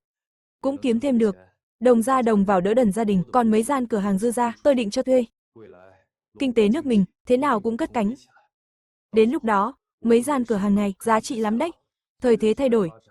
Nước mình sắp bước vào, thời kỳ kinh tế bứt phá. Thời này, đâu đâu cũng là vàng, mà thứ đáng giá nhất, chính là bất động sản. Có thể học theo mô hình nhà họ Vạn, làm bán trước, cách làm cụ thể, tôi sẽ hỏi ý kiến Lâm Thiên Tuyết. Nhưng dù vậy, điều kiện để làm bất động sản vẫn cao lắm. Trước khi đó, tôi phải ổn định thu nhập đã. Được, để tôi hỏi giúp cho. Vậy nhờ cô Hàn cả rồi. Giờ vẫn còn sớm, hay tôi đưa cô đi dạo phố chút? Xem khu nào có nhà đất hợp lý. Được thôi, để tôi đi thay bộ đồ.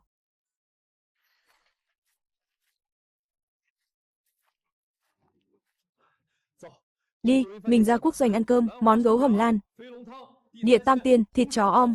Đủ rồi Lục Duy, hai người ăn sao hết chỗ này. Không được lãng phí lương thực, mấy món này. Ở Long Tỉnh thời này còn ăn được. Vài năm nữa là thành món cấm rồi. Muốn ăn cũng chẳng có đâu. Con sao thế? Đừng làm tôi sợ. Người tốt ơi, con gái tôi lên cơn đau tim rồi, mau gọi bác sĩ giúp tôi với. Chị dâu. Noãn Noãn, đừng làm mẹ sợ. Ai đó ơi, cứu với. Mau gọi bác sĩ cho tôi. Tôi cầu xin mọi người đấy. Có ai ở đây không? Yên tâm, chúng tôi đưa cháu đi viện ngay. Để tôi, tình hình cháu bé nguy lắm. Thời này xe cộ hiếm lắm. Nhà họ Hàn có xe, nhưng rõ là hôm nay xe không có ở đây. Đợi xe đến thì người chắc không xong rồi. Bế cháu lên xe kéo đi, để tôi kéo xe đưa cháu đi viện. Thằng bé này là... Cậu ấy là bạn tôi. Chị dâu yên tâm, cậu ấy tin cậy được. Đưa Đoàn Đoàn đi viện trước đã. Lục Duy, thằng danh này dạo này cướp hết mối làm ăn của tao. Làm cửa hàng của tao không mở nổi nữa. Lần này, tao không cho nó chết không xong. Tao không mang họ Tiền. Ông chủ Tiền, ông định làm thế nào? Thứ này không chết người được, nhưng đủ làm cho nó nôn tháo ra đấy. Ông bảo, nếu có người mua rau nhà thằng Lục Duy, mà bị ngộ độc thực phẩm thì sao? Quá rõ rồi còn gì, ông chủ Tiền, xong việc này còn 2.000 nữa đấy. Được thôi, ông cứ chờ xem. Bác sĩ ơi, có đứa trẻ lên cơn đau tim ngất xỉu rồi, mọi người mau lại xem đi.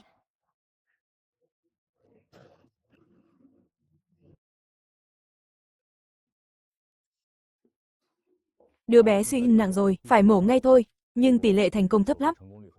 Đây là giấy cam đoan phẫu thuật, ký đi, chậm nữa là không kịp đâu. Suy tim nặng quá. Nếu tôi nhớ không nhầm, thời này bệnh đó khó chữa dứt điểm lắm. Chi phí điều trị lại đắt đỏ. Nước ngoài có loại thuốc đặc trị tam giác vàng, nhưng vì hạn chế thời đại, nhập khẩu thuốc cực kỳ khó khăn, khó kiếm lắm. Nhưng mà, chuyện này đến năm 2025 chẳng còn là vấn đề. Ninh à, con bé còn nhỏ quá, nó mới 6 tuổi thôi. Nếu nó mà mất, tôi biết sống sao đây? Chị dâu, chị đừng buồn. Trời không tuyệt đường sống của ai đâu, biết đâu vẫn còn cách nào nữa chứ?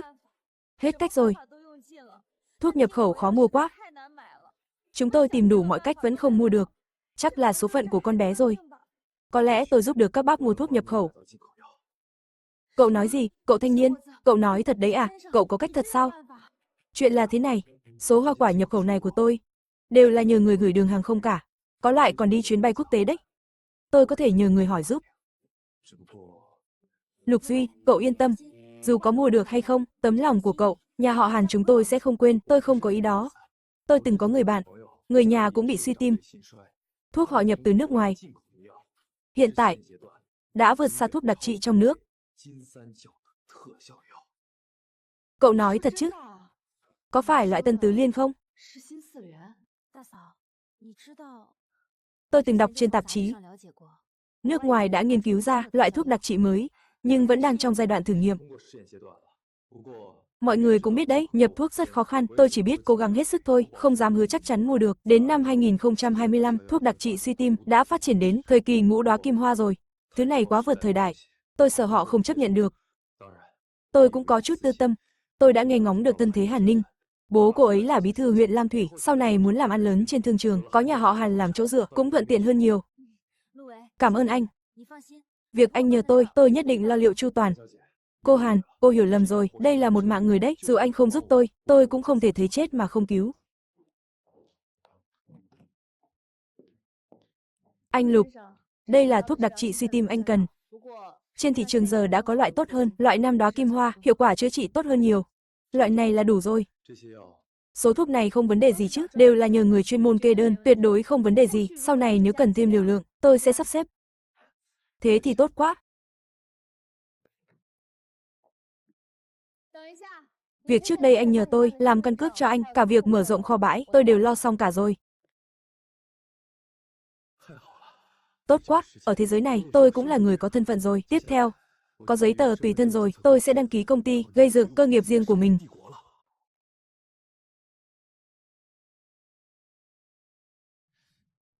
Ba đứa đó đang làm gì thế kia?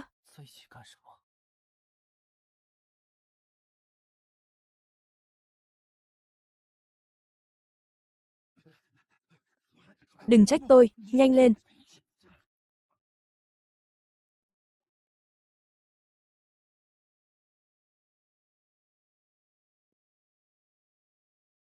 Thì sông không phạm nước. Nợ cũ chưa tính, mà chúng đã tự tìm đến cửa. Dám tính kế với tôi à? Nhổ cỏ không tận gốc, thì xuân về lại mọc. Vậy thì tôi sẽ cho các người một mẻ lưới.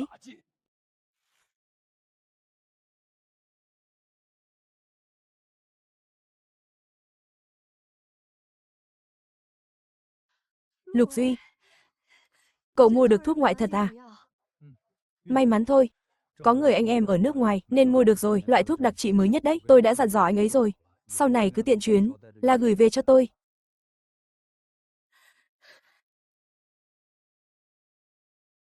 Tốt quá rồi Lục Duy ơi, có thuốc này, Đoàn Đoàn chắc chắn sẽ sống.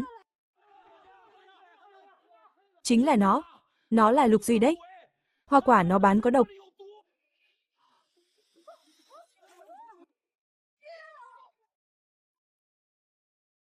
Mọi người xem này, dứa gì mà 5 đồng một quả, sao mày bán đắt thế, mày còn dám bỏ độc vào dứa à? Mọi người ra xem đi.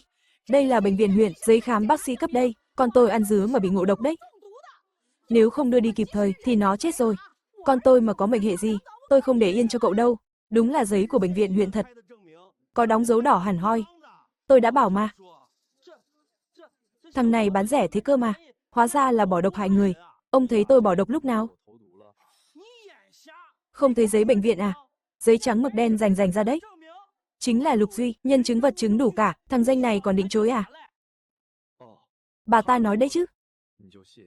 Tôi nói gì ông cũng không tin. Ông tưởng ai cũng như ông à? Đều là kẻ ngốc hết à? Có giỏi nói lại lần nữa xem. Tin tôi cho một trận không? Nếu tôi có tội, pháp luật sẽ xử lý tôi, pháp luật chưa tuyên án thì tôi vẫn là người vô tội.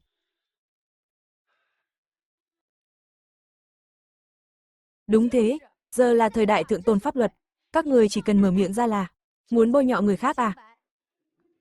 Không dễ thế đâu, Lục Duy, xin lỗi đi, chứng cứ rành rành rồi, đúng đấy. Còn dám chối cãi à? Tôi đã báo công an rồi. Cứ chờ mà ăn đạn đi. Bà, họ quá áng quá. Không phải đâu, Họ đã chuẩn bị cả rồi. Sao cơ? Cô nghĩ xem. Rau của tôi vừa tươi vừa rẻ. Đã đụng chạm đến miếng cơm của ai? Từ Lão Tam với Khương Đại Long, mấy thằng lưu manh đó. Tại sao cứ hết lần này đến lần khác gây sự với tôi? Là Tiền Vi Dân. Đúng vậy. Đã biết là hắn rồi. Sao anh còn? Bắt trộm phải bắt tận tay, Tiền Vi Dân đã quậy một lần rồi. Lần này không hạ bệ hắn hoàn toàn, thì sau này còn bao nhiêu rắc rối nữa. Anh biết ngay từ đầu là hắn làm à? Tương kế tổ kế thôi. Nhưng mà, cô Hàn, tôi có bình an vô sự được không? Đều nhờ cả vào cô. Sao hắn biết được nhỉ? Tôi chưa từng nói với hắn về thân phận của mình. Hắn đoán ra rồi. Nhận tin báo từ quần chúng. Lục Duy tình nghi đầu độc. Lục Duy, anh bị bắt. Anh có quyền giữ im lặng. Nhưng mọi lời anh nói đều sẽ là bằng chứng trước tòa. Các người dựa vào đâu mà bắt người? Quần chúng tố giác. Chúng tôi tất nhiên phải bắt người điều tra. Người không liên quan, không được nói nhiều. Được lắm.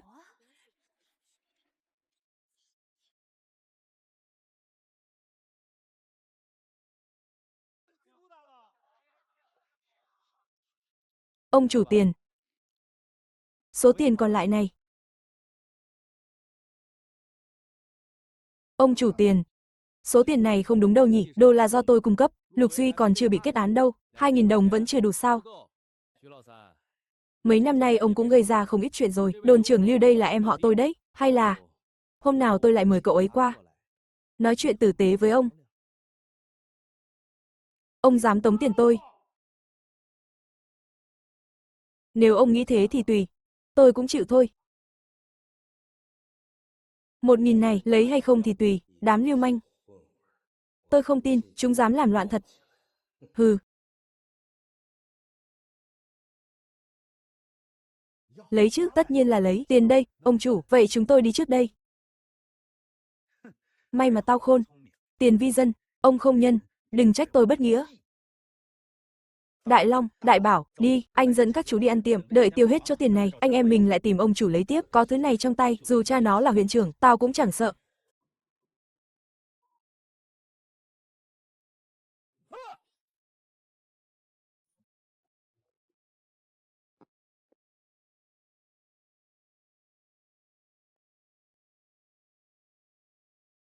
Cút. Cầm lấy tiền bẩn của các người mà cút đi.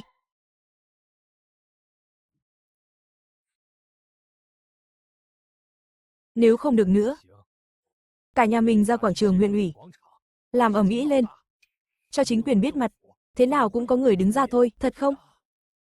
Lục Duy là con trai tôi, chỉ cần cứu được thằng bé, có bắt tôi đổi mạng cũng cam lòng. Bố, bác, hai người đừng nóng vội, bác với Lý Vương Sinh, cháu nghĩ có người giúp được chúng ta. Đến nước này rồi, còn ai giúp được nữa? Cô Hàn. Sao tôi lại quên mất cô ấy nhỉ? Chiếc xe Jeep Bắc Kinh 212 cô ấy lái. Tôi từng thấy ở sân huyện ủy. Tìm cô ấy biết đâu cứu được Lục Duy. Không thể chậm trễ. Chúng ta đi ngay thôi. Đi ngay thôi. Tôi sẽ đến dập đầu cầu xin cô ấy cứu con tôi. Thật là ngang nhiên quá đáng. Chúng to gan thật đấy. Bố, nói mấy chuyện này giờ có ích gì? Mau dẫn người đi cứu Lục Duy đi. Tôi nói thật với ông nhé. Lần trước Đoàn Đoàn thoát nạn, cả thuốc ngoại nhập nữa. Bệnh tình Đoàn Đoàn ổn định. Đều nhờ Lục Duy giúp cả đấy. Tôi nói thật với ông đấy. Cái gì? Ý con là số thuốc ngoại đó là nó kiếm về. Bố, đừng đợi nữa. Muộn nữa là xảy chuyện thật đấy. Gọi cả chú ba con đi. Lục Duy, đừng tưởng cứ im lặng là xong. Mọi chuyện êm xuôi đâu, chứng cứ đầu độc rành ra đó. Khai thật đi, tôi coi như anh tự thú. Bằng không thì tội đầu độc nặng thế này là ăn kẹo đồng đấy. Thời buổi này, không có chuyện không khai mà vẫn kết tội được đâu. Hàn Ninh ơi là Hàn Ninh, cô mà không đến, cả nhà tôi tiêu đời mất. Khoan đã. Cuối cùng cũng đến rồi. Giờ là sân nhà của tôi. Lưu Chu, gan ông to thật đấy. Tôi không phải, Trần Sở Trưởng, ông nghe tôi giải thích đã. Từ Lão Tam với Khương Đại Long, cả Tô Đại Bảo, ba đứa nó khai hết rồi, chính ba đứa nó đầu độc, dựng chuyện hãm hại người khác, nửa đời còn lại cứ chờ mà mọt gông trong tù đi. Cậu yên tâm, việc này tôi nhất định sẽ cho cậu một lời giải thích thỏa đáng. Lục Duy lại quen biết bí thư mới, thằng ngu tiền vi dân này, phen này hại chết tôi rồi. Bí thư Hàn, ông đến rồi ạ. Cháu chịu thiệt thòi rồi. Chúng tôi nhất định sẽ xử lý thỏa đáng. Cháu tin tưởng tổ chức, nhất định sẽ không để bất kỳ người dân nào phải chịu oan ức. Cháu và Ninh ra ngoài trước đi, hôm nào rảnh, qua nhà bác ăn cơm, bác sẽ đích thân vào bếp. Thằng bé này được đấy, cũng không đơn giản đâu. Một chiêu mượn dao giết người, khiến cả tôi cũng bị tính kế vào. Con chủ động thân thiết với cậu ta đi, rõ chưa? Bố nói gì thế à? Vậy chúng cháu xin phép đi trước. Đi đi.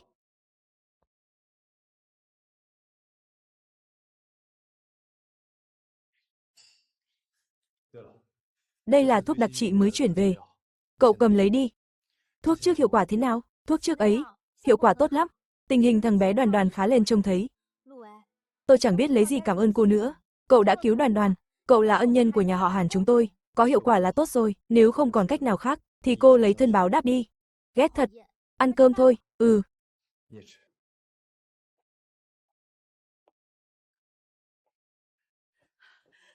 Ai? Về được là tốt rồi. Con muốn ăn gì? Để mẹ làm cho. Đúng đúng, Duy à.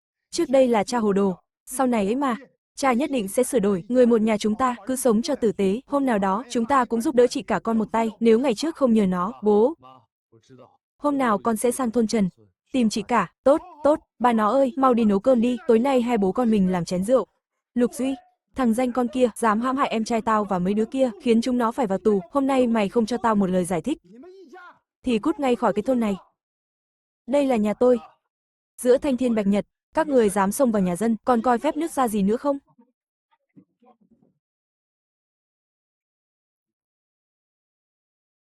Ở cái Kháo Sơn Trơn này, tao chính là phép nước đây. Ông, ký ngay vào cái đơn bãi nại này, ký cho tao. Nếu không thì...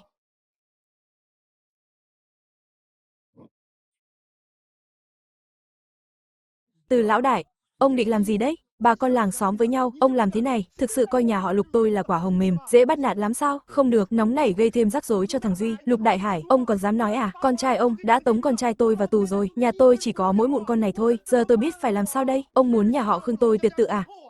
Lục Đại Hải, chẳng phải ông cậy có thằng con trai, giờ kiếm được tí tiền bẩn mà lên mặt đấy à? Ép tôi đến đường cùng, thì đừng trách, cùng lắm thì chết cả nút. Ông, các người.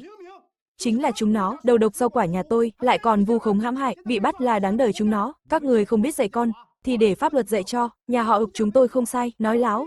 Con tôi vẫn còn là trẻ con, nó có biết cái gì đâu, chỉ là nghịch tí thuốc bột thôi, sao các người cứ phải làm quá lên, đưa con tôi vào tù, nó mà làm sao, tôi giết cả nhà ông, đúng đấy. Trẻ con nó nghịch thôi mà, sao các người cứ phải làm căng thế? Ông Khương nói cũng có lý, tôi thấy đấy, nhà họ Lục này chỉ cậy mình có tiền, vậy thế bắt nạt người. Tôi nói câu công đạo, ông Lục à, cùng làng cùng xóm cả, thằng Lục Duy nhà ông chẳng phải vẫn bình an vô sự đấy sao? Rõ rành rành ra rồi, muốn nhà họ Khương và nhà họ Tô tuyệt tự à? Cả nhà này lòng dạ đen tối, phỉ nhổ, nhà tôi nghèo nhất thôn này, họ khinh rẻ, giờ thì nhà tôi giàu nhất thôn này, họ lại ghen ghét. Tôi vốn còn định kéo họ cùng làm giàu, nào ngờ họ lại muốn kéo ông xuống, ghét ông nghèo, sợ ông giàu, nhân tính là thế sao? Lục Đại Hải, tình hình ông cũng thấy rồi đấy.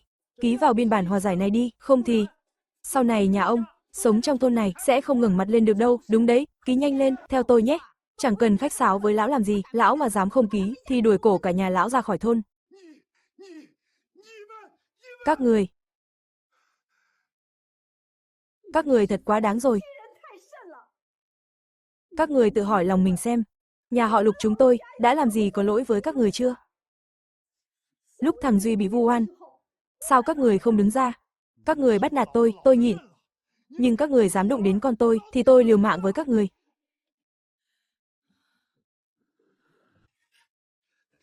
Lục Đại Hải, ông đúng là cứng đầu cứng cổ.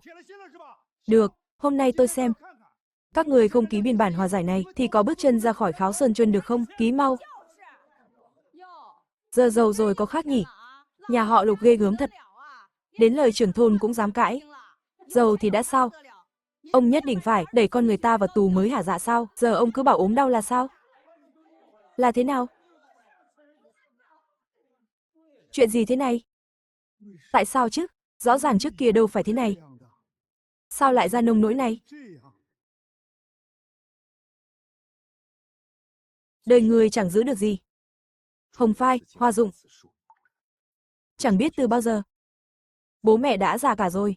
Tôi phải kiếm tiền thật nhanh, để mẹ không phải vất vả nữa, an hưởng tuổi già. Các người nói gì tôi mặc kệ. Cái chữ này, chúng tôi không ký. Cùng lắm thì, nhà họ Lộc chúng tôi dọn khỏi Kháo Sơn Chuân. Mẹ kiếp, Lục Đại Hải, tao nể mặt mày quá rồi phải không? Hôm nay chữ này, ký cũng phải ký, không ký cũng phải ký. Ông mà đụng vào bố tôi xem. Tôi cho cả nhà họ Từ, không còn chỗ chôn thân. Hừ, Lục Duy. Mày tưởng mày là cái thá gì? Đúng là thế đấy. Tôi biết tại sao ông sốt sắng, phải lấy bằng được đơn bãi nại. Hừ. Đầu độc là tội nặng, tôi không ký đơn bãi nại. Thì Từ Lão Tam phải ăn kẹo đồng thôi, còn nữa. Ông biết chiếc xe đó, cái xe Jeep King 212 kia là của ai? Xe chuyên dụng của Bí thư Hàn đấy. Thằng Hai đã dặn rồi, không được làm ầm ĩ chuyện này. Nếu không thì chỉ cần Lục Duy quen Bí thư Hàn thôi là thằng Tam chết chắc rồi. Ông xem này. Thằng Tam với thằng Đại Long bọn nó cũng là bị người ta hãm hại cả thôi. Ông rộng lượng bỏ qua cho chúng nó. Thế này đi. Chỉ cần ông chịu ký vào đây, mỗi nhà đền ông 200 đồng. Thế là được rồi chứ gì. Mỗi nhà 200, ba nhà là 600 đồng đấy. Trời đất ơi, ông cũng đâu có mất mát gì. 600 là được rồi, đừng làm quá. Đúng đấy Lục Duy.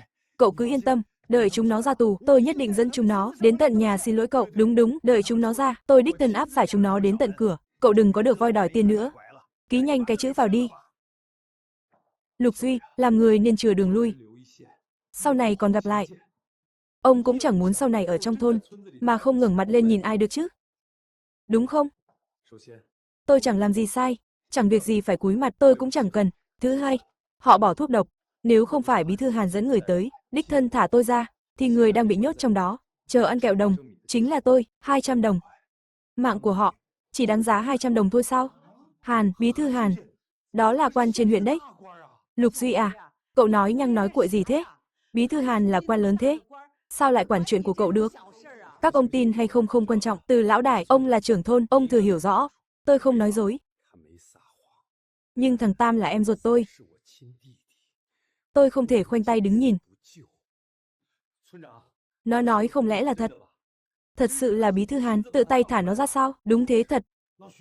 Ông đừng có lừa chúng tôi đấy. Từ lão Tam vội vàng thế này là vì nó biết chuyện này không thể làm to. Chỉ cần tôi không ký là tôi nắm đằng chuôi. Vốn dĩ nể tình cùng làng cùng xóm, tôi chẳng muốn gì cả. Nhưng lần này, nếu tôi nhượng bộ, sau này nhà họ Lục cả đời này không ngẩng đầu lên được. Giờ thì, đến lượt tôi rồi. Lục Duy, rốt cuộc cậu muốn thế nào mới chịu ký vào đơn này? Vậy ra là thế. Nói vậy là... Thằng bé Lục Duy nói đều là thật đấy. Nhà họ Lục có bí thư làm chỗ dựa rồi, xong thật rồi, thằng con mình ven này chết chắc rồi. Nếu tôi nhớ không nhầm, nhà họ Khương có 300 mẫu vườn cây ăn quả đúng không? Cậu muốn vườn cây nhà tôi? Không được, đó là cả gia sản, là mạng sống của nhà họ Khương đấy, cả nhà tôi trông vào đó mà sống đấy. Duy à, tôi nhớ nhà họ Tô có cái hồ chứa nước nhỉ? Cái hồ đó là nguồn sống duy nhất của nhà tôi đấy. Duy à, làm thế khác nào dồn chú vào đường cùng. Nhà họ Từ chưa bao giờ chia gia sản, căn nhà của nhà họ Từ đó, tôi lấy. Lục Duy có, Bí thư Hàn làm chỗ dựa, không thể trở mặt với nó được, nếu không, thằng Tam chết chắc. Ông to gan thật đấy. Căn nhà đó là của nhà họ Từ chúng tôi, truyền lại bao đời nay, tôi có thể quy ra tiền cho cậu. Cậu muốn bao nhiêu, cứ nói một con số đi. Tiền à, tôi chỉ cần căn nhà của nhà họ Từ, dao phải đâm vào da thịt mình, thì mới biết đau. Duy à, đó là mạng sống của nhà chúng tôi, thật sự không thể đưa được. Tôi đưa tiền. Cậu muốn bao nhiêu tiền, dù có phải bán nhà bán cửa, tôi cũng đưa tiền cho cậu, cậu xem thế có được không? Chú lại cậu đây này.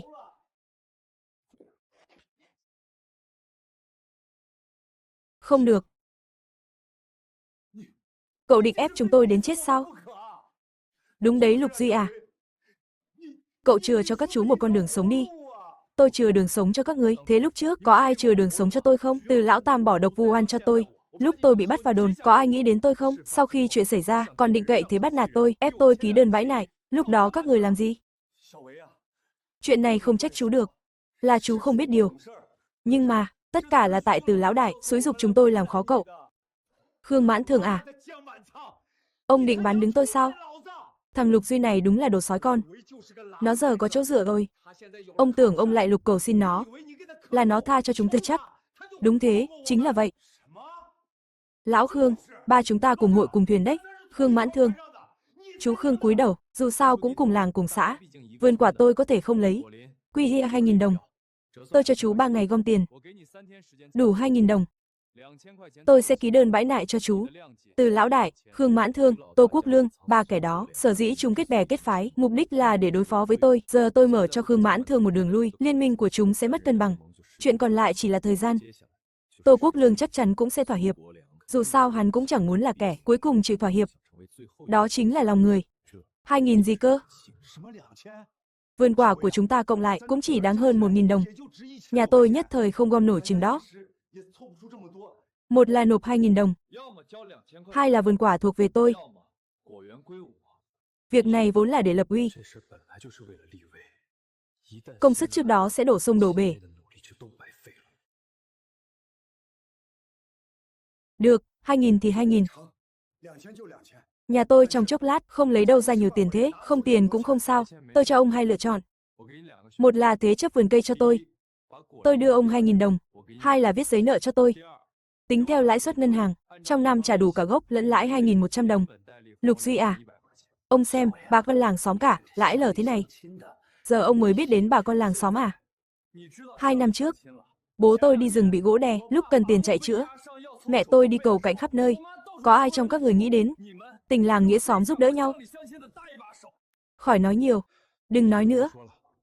Tôi viết giấy nợ cho ông, 1 năm trả 2.100 cả gốc lãi, tôi ký.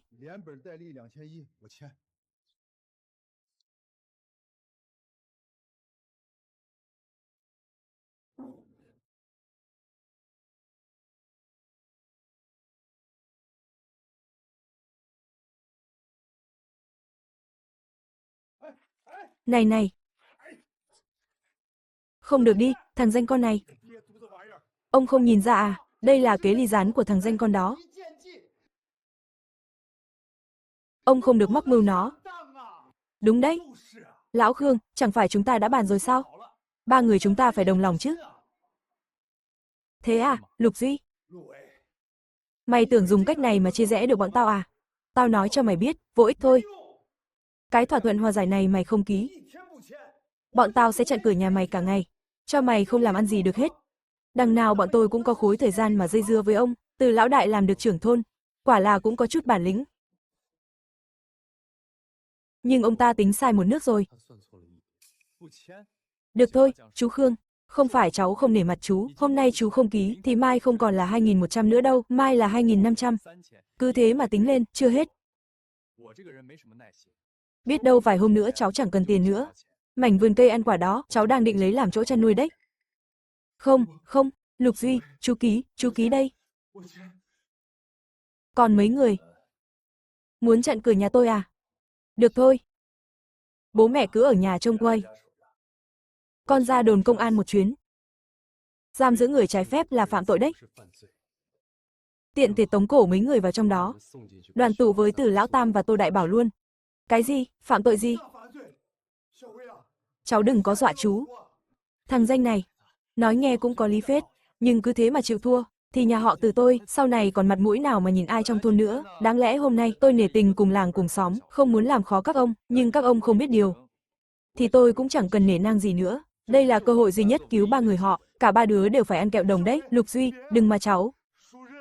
Chú viết giấy nợ cho cháu ngay đây.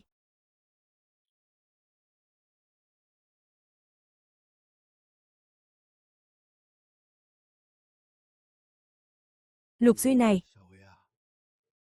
chú không biết chữ. Giờ phải làm sao đây?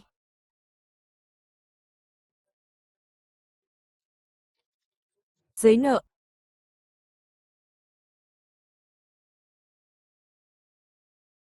Không được. Thằng hai, cuối cùng mày cũng đến. Lục Duy, chắc cháu chưa biết đâu nhỉ. Phó sở trưởng Sở Trị An bị cách chức rồi, nhà ta được cất nhắc lên thay. Giữ chức phó sở trưởng Sở Trị An, đã bảo bao nhiêu lần rồi, lúc làm việc phải gọi đúng chức danh, cháu xem bản thỏa thuận hòa giải này đi. Đừng bảo là ta không cho cháu cơ hội. Đã viết sẵn thỏa thuận hòa giải rồi, chỉ còn thiếu mỗi chữ ký của cháu thôi, ta cũng không làm khó cháu, bản thỏa thuận này ta đã viết sẵn cho cháu rồi, cháu ký vào đi, 100 đồng này. coi như là tiền bồi thường cho cháu. Thế sao được? Tiền nong gì chứ, sao để ông tốn kém thế được? Lục Duy này, vừa nãy đấy, đưa 600 mà ông không lấy còn gì, ký vào thỏa thuận này đi, chuyện này coi như xong. Nếu ông không ký, thì đừng trách tôi. Các người thật vô liêm sỉ. Thằng con ông sắp bị đưa ra phê bình rồi, sao lại gọi là vô liêm sỉ? Mọi người xem, không muốn cô ông mất bát cơm sắt à? Cả anh họ ông nữa, tiền đồ tiêu tan hết đấy. Thỏa thuận hòa giải này, hôm nay ông bắt buộc phải ký. Các người quá đáng lắm rồi, các người cậy quyền cậy thế bắt nạt người khác à? Nghe đồn bà góa này với thằng Lục Duy có chuyện mờ ám. Chắc chắn là thật rồi. Lần trước lão Vương đầu thôn ấy còn bảo là thấy thằng Lục Duy lúc từ cửa hàng tạp hóa đi ra, vừa đi vừa kéo quần đấy.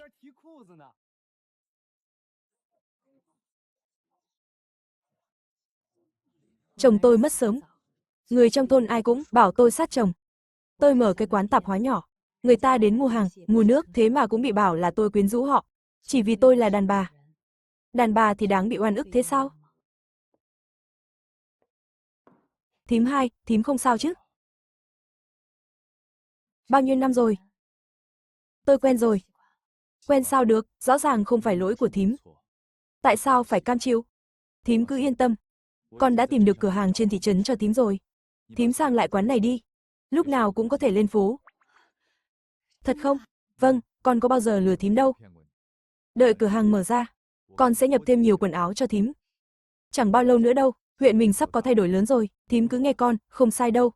Thời gian qua, con đã tìm hiểu kỹ rồi, xu hướng kinh doanh sắp tới đây, cơ sở trồng rau đầu tiên của Lam Thủy huyện sẽ chính thức được phê duyệt để thúc đẩy kinh tế phát triển. Lam Thủy huyện sẽ xây dựng thêm các cơ sở phụ trợ, chợ đầu mối rau củ lớn nhất tỉnh. Sau khi thử nghiệm thành công, trung tâm thương mại lớn cũng chính thức mở cửa. Bước tới, mình phải là người tiên phong. Được, Duy à, thím nghe theo cháu hết.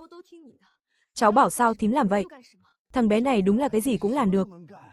Nghe nói ở đây, nó cũng biết rồi, huyện sắp xây chợ đầu mối rau củ, cả trung tâm thương mại nữa. Dạo này tôi đi nghe ngóng khắp nơi, mà không sao biết được nguồn rau của nó. Dù thế nào đi nữa, thằng danh này tương lai sẽ là đối thủ lớn nhất của tôi, phải trừ khử nó trước khi nó kịp lớn mạnh, bóp chết từ trong trứng nước, để tôi chắc chắn giành được quyền thuê. Lục Duy à, cháu hết cơ hội rồi.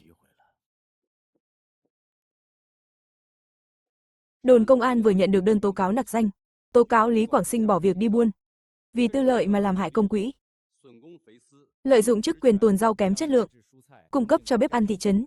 Lục Duy này, số rau này là do cháu cung cấp phải không? Chính là nó. Đúng vậy, ối giời, bác trưởng thôn ơi. Ông có quan hệ thế này mà. Sao không nói sớm, phải không? Tao đã bảo mày từ sớm rồi. Được chứng kiến cảnh vừa rồi. Giấy nợ này, tôi thấy khỏi xé đi. 2.100 đồng đó, ông cứ nôn ra. Nhưng mà tiền này phải đưa cho nhà họ từ chúng tôi. Không thì con trai ông cứ đợi mà ngồi tù mọt gông đi. Trưởng thôn ơi, ông ép cả nhà tôi vào đường cùng rồi. Cả nhà mày sống chết thì liên quan gì đến tao? Tao muốn cho chúng mày biết, để tất cả mọi người đều biết, ở Kháo Sơn Chuyên này, nhà họ Từ là nhất. Lục Duy, đừng bảo tao không cho mày cơ hội, giờ ký vào đây, nể tình cùng làng cùng xóm, số tiền kiếm được gần đây, nôn ra hết cho tao, không thiếu một xu, bằng không cả nhà mày, cút hết khỏi cái làng này cho tao, các người thật là coi trời bằng vung. Tôi sẽ lên đồn công an. Không, tôi có phải liều cái mạng già này. Cũng phải lên huyện tố cáo các người. Đúng đấy Lục Duy.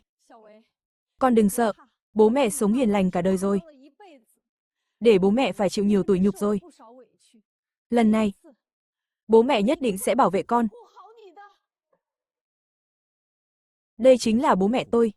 Luôn ở bên mỗi khi tôi cần. Kiên định đứng sau lưng tôi.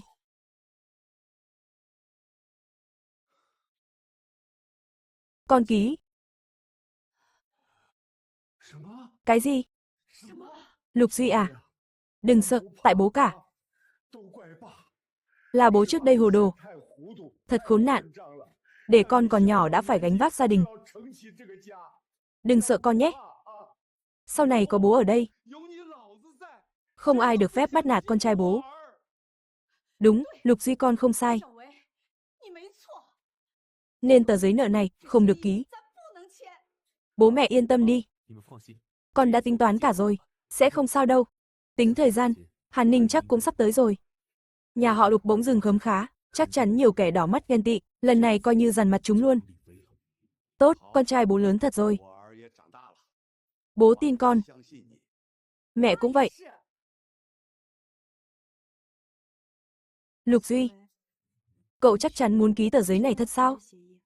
Vâng, thím yên tâm. Không sao đâu. Nó dường như thực sự đã khác xưa rồi. Thỏa thuận hòa giải tôi có thể ký, nhưng phải trả lại đơn tố cáo cho tôi. Nếu tôi đã ký thỏa thuận, mà các người còn dám tìm đến, gây khó dễ cho chú tôi, cái vị trí ông đang ngồi đó, tự ông hiểu rõ nhất.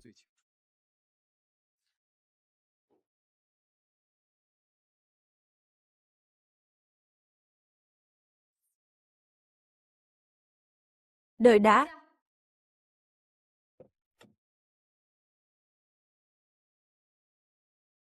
Cái cỗ xe sắt này, chắc phải mất mấy nghìn đồng nhỉ, nhà họ Lục vất lên thật rồi. Quen được người giàu có thế này từ bao giờ? Đây có phải người mà cô Ninh nói? Có tài mua được thuốc ngoại không? Nhà cửa thì gió lùa tứ phía. Trông thế này, chẳng giống người có tài cán gì. Hay là cao nhân ẩn mình?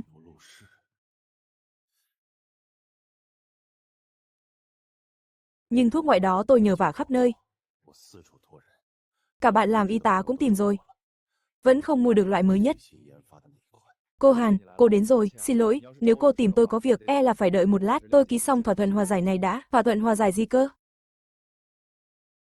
Ba đứa tử Lã Tam đầu độc đấy. Chính bí thư huyện đích thân dẫn người đi bắt đấy. Việc này rành ra rồi. Trách nhiệm của đồn công an là giữ gìn an ninh trật tự cho dân, chứ không phải để các ông cậy quyền làm bậy. Nhìn mặt thằng này đã thấy không ra gì rồi. Chẳng biết nhà họ Lục kiếm đâu ra người chống lưng thế này. Trưởng đồn Từ, đây là địa bàn nhà ông mà. Ông đừng có mà nhát gan. Đúng đấy, có trưởng đồn Từ chống lưng. Tôi thấy các người đừng tốn thời gian nữa. Ký nhanh lên. Anh cả, giờ này rồi còn gì nữa. Tôi nói cho anh biết này, thuốc ngoại của Đoàn Đoàn chỉ có Lục Duy mới mua được thôi, hôm nay mà để nó bị bắt nạt, thì tôi không để yên cho anh đâu. Con bé này chẳng lẽ lại để ý đến Lục Duy rồi. Nhà họ Lục tuy nghèo thật, nhưng thằng bé này ăn ở tử tế. Nếu nó thực sự có bản lĩnh, lại có nhà họ Hàn giúp đỡ, tương lai chắc chắn sẽ làm nên chuyện. Người như vậy mới xứng với con bé nhà mình. Lần trước ở sạp rau của thằng Lục Duy, tao đã chấm con bé này rồi. Hôm nay đúng dịp, đây là địa bàn của thằng Từ lão nhị mà. Để nâng đỡ nó lên, tao đã tốn không ít tiền. Tránh ra. Ông định làm gì đấy? Liệu trong lòng nó có mình không nhỉ?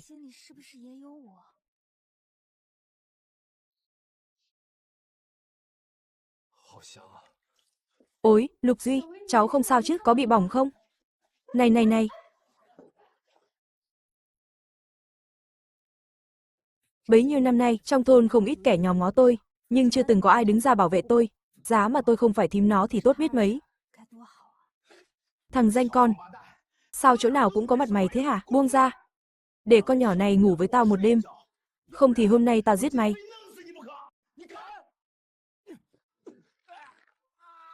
Thằng danh, mày dám động thủ với tao à? Đợi mày bị bắt đi, việc làm ăn của mày cũng tiêu đời, xem tao hành con nhỏ này ra sao. Mày còn dám đánh tao? Đánh cái miệng thối của mày đấy. Mày có biết tao là ai không? Xin lỗi đi. Xin lỗi cô Hàn đi. Hôm nay tao giết mày. Thằng danh con.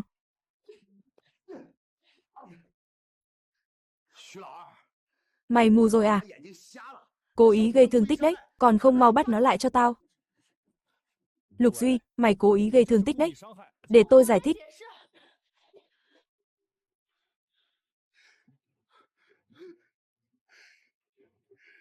Nể tình mọi người, cùng làng cùng xóm. Ông ký vào tờ thỏa thuận hòa giải này đi, chuyện này coi như xong.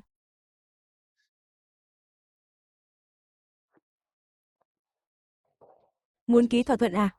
Đúng thế. Lục Duy, cậu cố ý gây thương tích là tội nặng đấy.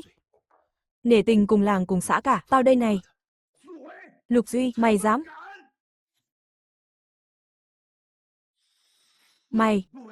Mày dám xé thỏa thuận hòa giải? Mày không sợ bị tống giam à? Có giỏi thì bắt tao đi.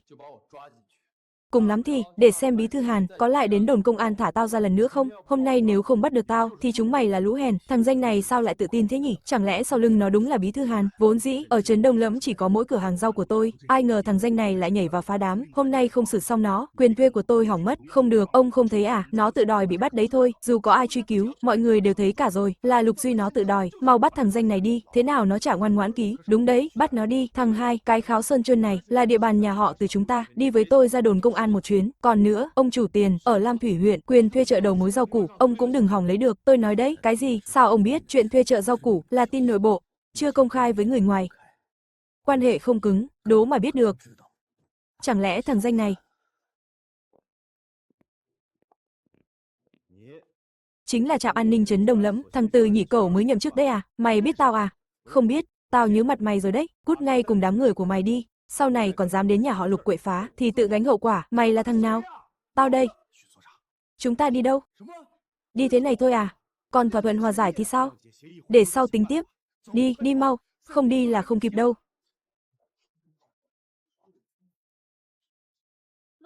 Để tôi giới thiệu với anh, đây là anh cả của tôi, anh ấy đến tìm anh là muốn cảm ơn anh đã cứu Đoàn Đoàn, với lại bàn chuyện thuốc nhập khẩu. Tôi cũng đoán được rồi, nhà tôi hơi bừa bộn, hay là mình đổi chỗ khác nói chuyện đi, ra trấn đi, sắp đến giờ cơm rồi. Mình đi ăn bữa cơm đạm bạc, được, các anh ra ngoài trước đi, để tôi dặn dò bố mẹ chút đã. Chị Hàn vừa rồi ấy, chính là con gái bí thư, mới về Lam Thủy huyện ta, bố mẹ cứ yên tâm, từ nay không ai dám bắt nạt nhà mình nữa đâu. Duy à, khổ cho con quá, Duy này, con yên tâm, thân phận cô Hàn, bố mẹ không nói bậy ra ngoài đâu, muộn rồi, nếu nói chuyện muộn, con sẽ ở lại thị trấn một đêm, sáng mai, chúng ta gặp nhau ở thị trấn luôn, con đi đi, đừng để người ta đợi lâu. Nhà họ Hàn đúng là chỗ dựa lớn. Nhưng của người ta, vẫn là của người ta thôi. Tôi phải sớm gây dựng việc làm ăn. Có thế mới đủ sức bảo vệ bố mẹ và em gái, chuyện hôm nay tuyệt đối không được lặp lại. Nhưng làm thế này, Tiền Vi Dân cũng biết rồi, tôi biết rồi, chuyện chợ đầu mối rau củ, hắn sẽ không bỏ qua đâu, chắc chắn hắn còn chiêu trò khác, đợi chợ đầu mối rau củ, giải quyết xong vụ thuê sạp, phải lập công ty xây dựng ngay. Đô gia không biết chết. Lão Khương à, ở Kháo Sơn Chuân này, chưa ai dám chống lại nhà họ từ tôi. Vườn cây nhà họ Khương, giờ là của nhà họ từ tôi rồi. Không, vườn cây đó là mạng sống của nhà họ Khương tôi. Tôi xin ông, tha cho tôi lần này. Tôi không dám nữa đâu. Thật sự không dám nữa.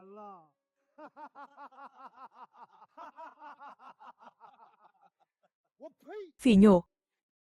Đừng bảo tôi không cho ông cơ hội. Ông chủ Tiền nghe ngóng được. Lục Duy thuê một cái kho lớn. Ông đi đốt cái kho đó đi.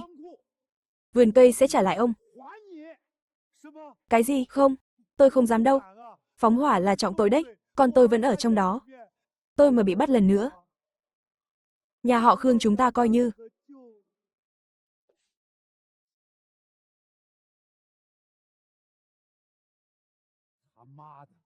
Mày tưởng tao đang bàn bạc với mày à? Muốn con mày sống sót, muốn con ông sống thì làm theo lời tao. Ai mà biết được trong đó có xảy ra chuyện gì bất trắc không? Tôi làm. Chỉ cần các ông thả con tôi ra, tôi làm gì cũng được.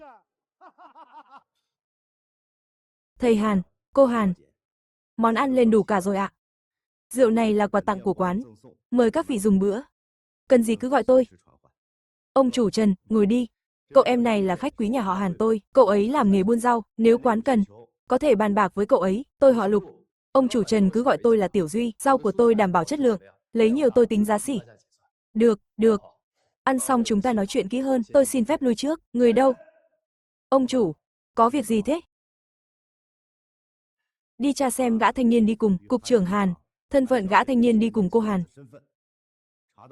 Báo cáo ngay, vâng, ông chủ.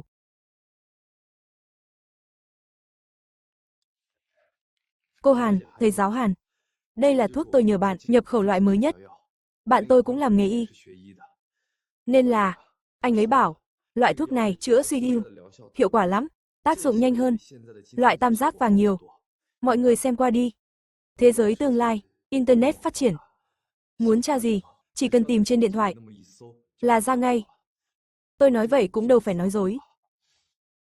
Thầy giáo Lục, thuốc này nhìn đúng như trên tạp chí. Trên này, sao không có ngày sản xuất với hạn dùng? Chuyện là thế này, thuốc này tôi nhờ người gửi về. Để qua cửa khẩu cũng là để an toàn thôi, tôi cố tình tháo vỏ mới mang về được đấy. Cô Hàn cứ yên tâm, thuốc này mới sản xuất thôi, chắc chắn còn hạn dùng. Bạn tôi còn bảo thế này. Sau này có thể sẽ có thuốc đặc trị tốt hơn. Đến lúc đó, bệnh nhân trong nước, ai cũng được dùng thuốc tốt nhất. Thế thì tốt quá. Vâng. Việc không làm được, tôi không dám hứa. Còn lời tôi, Lục Duy, đã nói ra, nhất định sẽ làm được. Anh Lục, cảm ơn anh nhiều lắm. Trước đây thầy cứu Đoàn Đoàn, là ân nhân nhà họ Hàn. Đáng lẽ tôi không nên nói lời này lúc này, nhưng thầy cũng biết đấy. Thuốc không được ngắt quãng, thuốc ấy, tôi có thể giúp anh mang về. Anh Lục, thầy yên tâm, không thành vấn đề, dù bao nhiêu tiền, nhà họ Hàn chúng tôi đều lo được. Chúng tôi cũng không để thầy giúp không đâu. Anh Hàn, anh hiểu lầm rồi. Tôi không có ý đó. Anh cũng biết đấy, trước đây tôi cướp mất mối làm ăn của lão Trần. Lão ta mấy lần tìm cách hại tôi.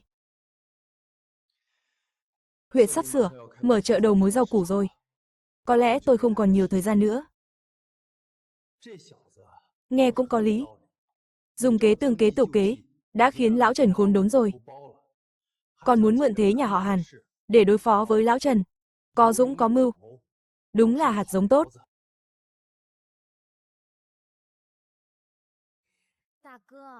Lục Duy người ta đã nói rồi, có thể giúp mang thuốc về, sao anh không nói gì đi? Đúng là con gái lớn không giữ được mà. Nhưng này Ninh à, lão Trần tuy có thế lực, nhưng nhà họ Hàn tôi không coi ra gì. Việc này cứ để tôi lo, Lục Duy. Sao còn chưa mau cảm ơn anh cả, có lời này của anh cả, sau này ở Lam Thủy huyện, không ai dám động đến cậu nữa, Tiểu Ninh. Lục Duy. Tiểu Ninh nói cũng phải. Nếu cậu có thể giúp tôi mang thuốc mãi, cậu chính là công thần của nhà họ Hàn nhất định sẽ bảo vệ cậu. Tôi tra trên điện thoại thấy, vùng Lam Thủy, con trai Hàn Việt cùng Hàn Việt tới Lam Thủy định cư lập nghiệp. Hàn Vệ Quốc là người ở đó, mới nhậm chức quản lý nhà đất, chỉ tiếc là, sau đó tại một khu nhà ở Lam Thủy, kho hàng trong sân lớn bất ngờ bốc cháy, Hàn Vệ Quốc nghe tin, liền dẫn người tới cứu hỏa, cuối cùng không may tử nạn, khi đó mới 34 tuổi. Thầy giáo Hàn. Lục Duy. Đừng khách sáo với anh. Anh hơn chú vài tuổi. Cứ coi như người nhà. Sau này cứ gọi anh là anh. Anh, đây là đã chấp nhận Lục Duy. Đã vậy, tôi không khách sáo nữa. Đại ca Hàn. Dạo gần đây, tôi nghe ngóng được ở huyện, đang định mở chợ đầu mối rau củ. Sau khi cải cách mở cửa, trong nước đẩy mạnh phát triển kinh tế, nhưng tỉnh Long địa thế hẻo lánh, lại thêm gánh nặng công nghiệp nặng, vẫn chưa có cơ hội phát triển. Thế nên cấp trên mới điều bố tôi về đây, cải cách mạnh tay. Còn vai trò của tôi là làm hậu phương vững chắc, hết lòng hỗ trợ ông ấy, đẩy mạnh dự án chợ rau củ quả, kích cầu kinh tế, để bà con có rau sạch mà ăn. Dù là mùa đông, cũng không lo thiếu rau tươi. Tin này, chỉ đội ngũ nòng cốt mới biết. Kế hoạch nội bộ đấy, sao Lục Duy lại biết được? Chẳng lẽ là thằng Lâm? Phải. Sao anh biết?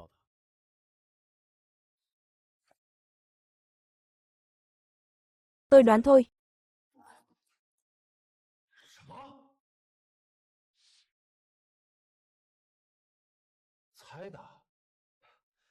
Mà cũng không hẳn là đoán.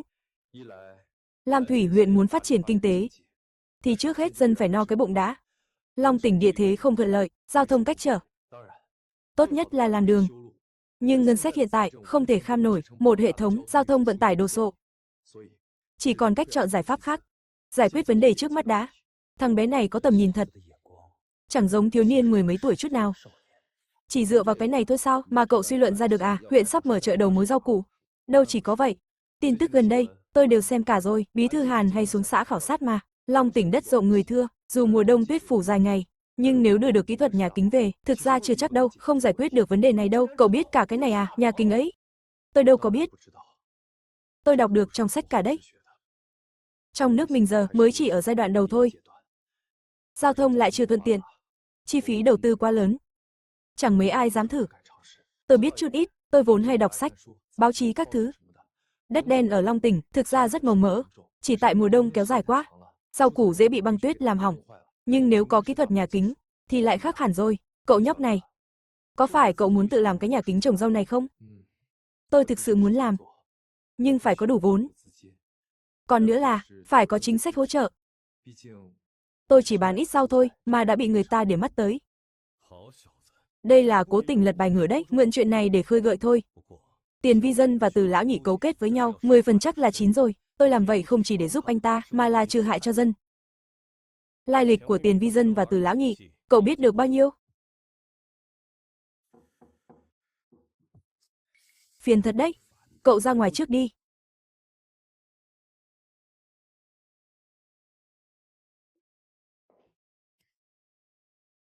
Tốt nhất là cậu có việc quan trọng, nếu không thì, ông chủ, tôi đã tra ra lai lịch thằng nhãi đó rồi. Ông chủ, thằng nhãi đó ở Kháo Sơn Chuân, xuất thân là nông dân bình thường, chẳng có chống lưng gì cả, mới mấy ngày nay, nó mới bắt đầu bán rau ở thị trấn, rau nhà nó đúng là ngon thật, lại còn rẻ hơn nhiều, so với cửa hàng rau của Vi Dân, trước đây chúng ta toàn nhập hàng từ ông chủ cửa hàng rau Vi Dân, dù là giá nhập xỉ đấy, nhưng rau củ chất lượng kém lắm.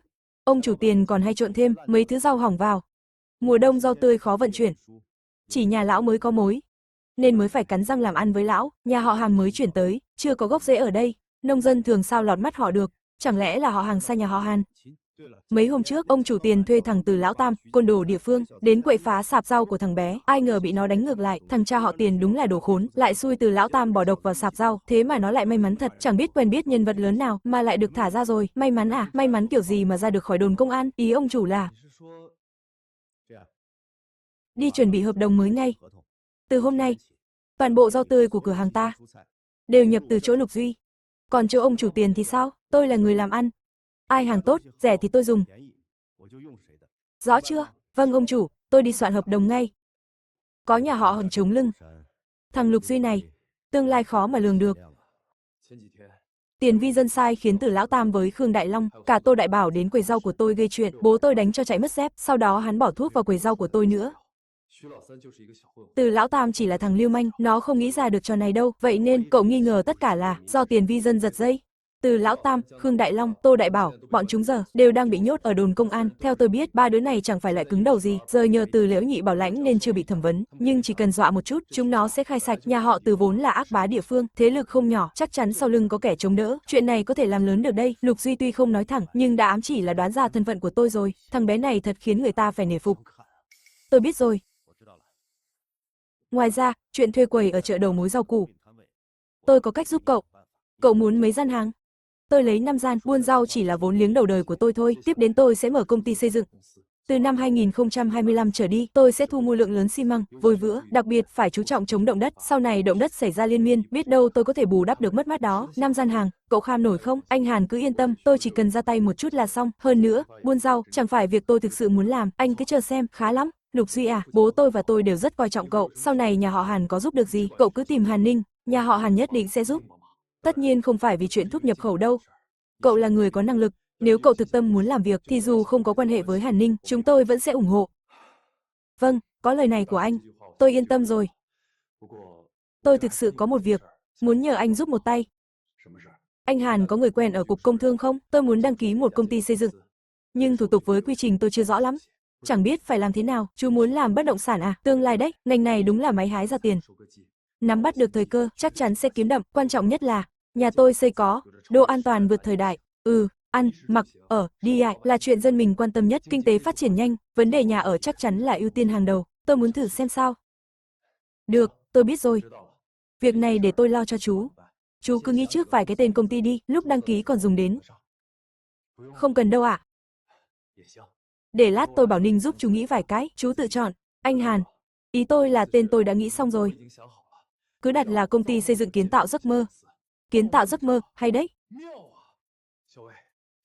Có tin gì tôi sẽ bảo Ninh báo cho chú. Cảm ơn anh Hàn. Được rồi, Lục Duy, hôm nay cứ thế đã nhé. Tôi với Hàn Ninh còn có việc, đi trước đây. Ấy, ông chủ Lục, đừng đi vội. Thầy Hàn đã lên tiếng rồi, hợp đồng tôi chuẩn bị sẵn cả rồi, ông chỉ cần đặt bút ký thôi, từ nay về sau, ông chính là người cung cấp rau duy nhất cho quán. Hợp đồng không vấn đề gì, nhưng đã là bán buôn. Hợp đồng cứ ghi 1 đồng, riêng tôi chỉ lấy ông 7 hào, 3 hào còn lại. Ông chủ Lục sòng phẳng thật, tôi cũng chẳng phải kẻ hẹp hòi, thế này đi, hôm nào đó, tôi sẽ nói với mấy ông chủ quán khác, rau nhà ông vừa tươi vừa rẻ. Họ đâu có ngốc, chắc chắn sẽ hợp tác với ông. Chỉ là về giá cả ấy mà. Ông chủ Trần cứ yên tâm, hàng ông lấy cho tôi là rẻ ép rồi. Ông chủ Lục hào phóng quá, cùng nhau phát tài nào. Cùng làm giàu. Có kho chứa hàng rồi. Mọi việc còn lại dễ tính. Phải rồi, sắp sang xuân rồi. Hôm nào ra chợ nông sản, nhập ít hạt giống mới. Cả phân bón nữa. Thế là kiếm đậm rồi.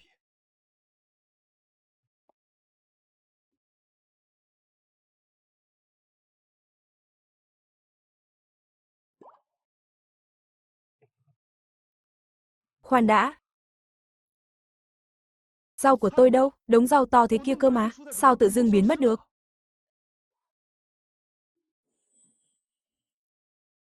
Chẳng lẽ giống trong tiểu thuyết đời sau? Không gian tùy thân, tuyệt quá, có thứ này rồi. Không chỉ trữ được đống hàng lớn, mà còn giữ tươi được nữa. Đồ quê năm 1988 hay vật sống, cũng cho hết vào không gian được. Tốt quá rồi, vận chuyển với bảo quản xong xuôi. Chỉ đợi công ty xây dựng đăng ký xong, là bắt tay làm lớn thôi.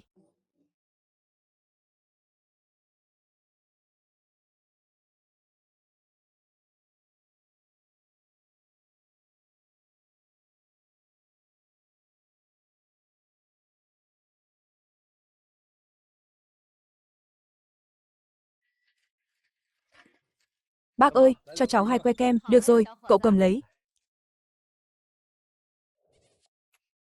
Lục Duy, em thích anh. Tôi, Lục Duy. Xin thề với trời, thề với đất, thề với mây gió, thề với hoa cỏ cầu vồng. Cả đời này, tôi chỉ yêu một mình Hàn Ninh.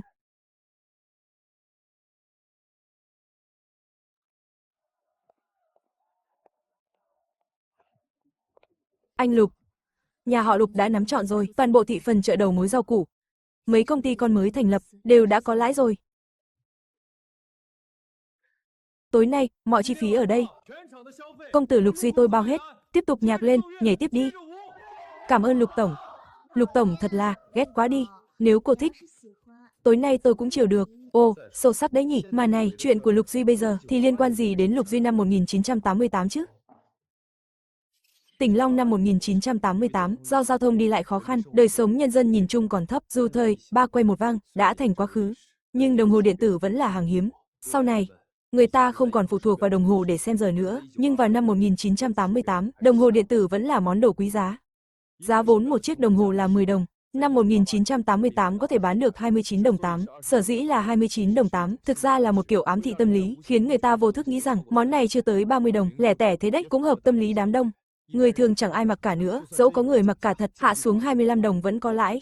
Lợi nhuận dư giả, chia chác lần 2. Quan trọng nhất là, lô đồng hồ này mà mở được thị trường tỉnh Long, sẽ là vũ khí giúp tôi vào trung tâm thương mại, giành lấy quyền thuê sạp. Ông chủ tiền à, không phải tôi không nể mặt ông, mấy hôm trước, lãnh đạo bên công an, trực tiếp đánh tiếng với cấp trên, lấy đi một số chỉ tiêu rồi, sạp còn lại chẳng được mấy. Người đông mà sạp ít, cho ai hay không cho ai, đâu phải cứ nói suông, là quyết được đâu, phải không? Phải, chủ nhiệm Chu nói chí phải, nghe nói quê chủ nhiệm Chu ở thôn Tiến Bộ. Trùng hợp quá, quê yêu cũng ở vùng đó. Hôm qua tôi vừa về đó một chuyến, có mang chút quà quê, chủ nhiệm Chu cầm về nếm thử, quà quê à? Được đấy, lâu lắm rồi không về quê, tôi cũng vậy, thèm chút quà quê quá. Vậy tôi xin nhận ạ. Sau này chủ nhiệm có việc gì cần, cứ bảo tôi. Nào nào, tôi với lão tử kính chủ nhiệm chén này, chúng tôi xin cạn, chủ nhiệm cứ tự nhiên.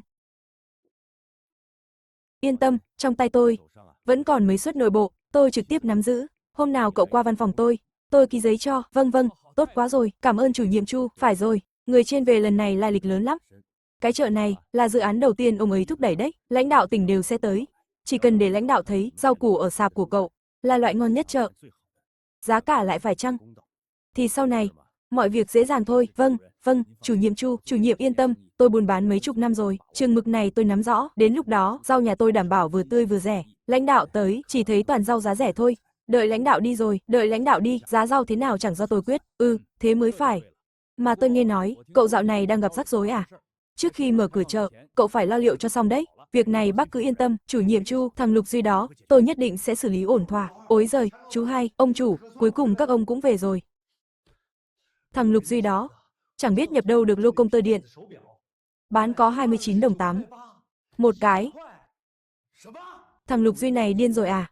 Công tơ điện nhập vào đã 23 đồng rồi, nó bán 29 đồng 8, nó định làm cái trò gì thế không biết. Lô hàng trước chúng ta nhập từ miền Nam, về ấy, mấy cái đồng hồ điện tử đều bị tồn kho hết cả rồi, chết vốn rồi. Đúng đấy, mấy cái đồng hồ đó phải khó khăn lắm mới nhập về được, cứ tưởng phen này kiếm đậm rồi, ai ngờ bị thằng danh đó nững tay trên. 23 đồng đã là giá nhập thấp nhất rồi, bán 29 đồng 8, trừ công sức thời gian ra thì coi như chẳng lãi lờ gì. Thằng danh này để nó là chỉ tổ là tai họa. Ông chủ tiền, ông định tính sao? Đã dò ra chỗ nó thuê kho chưa? Dò ra rồi. Cái kho nó thuê, ngay rìa huyện thôi. Ông không định là... Chẳng phải đang nghĩ đó sao? Ông bảo, nếu trước khi chợ rau mở cửa mà cái kho của thằng Lục gì đó bị một mồi lửa thiêu rụi thì nó lấy gì mà đấu với tôi? Đừng bảo tôi không cho ông cơ hội. Chỉ cần ông đốt cái kho của Lục Duy, đốt cái kho của nó đi. Tốt quá rồi, ông Lục à, nhà mình cuối cùng cũng đoàn tụ bên nhau rồi. Tốt quá rồi, mẹ nó à, hôm nay ngày lành đấy. Mình đừng khóc nữa, trước đây là lỗi tại tôi. Giờ thằng Duy lớn khôn rồi, sau này tôi cũng bỏ rượu. Thân già này vẫn còn làm được việc, tôi sẽ cùng bà con thu gom nông sản, cũng đỡ đần được cho thằng Duy. Tiểu Huệ, Văn Quyên, hai đứa phải nhớ kỹ. Nhà mình có ngày hôm nay là nhờ anh cả. Sau này hai đứa có thành đạt, cũng không được quên anh. Nhớ chưa? Con nhớ rồi ạ. Nào, Duy, ăn nhiều vào, vâng ạ. Đêm hôm thế này, ai đấy, mọi người cứ ăn đi, để tôi ra mở cửa. Bố mẹ, Văn Quyên, Tiểu Huệ, mọi người cứ ăn, để con ra. Thím, sao giờ này thím còn sang? Hôm nay ở thị trấn, thím nghe bọn Từ lão tam bàn mưu, định bảo Khương Mãn Thương đốt kho của cháu.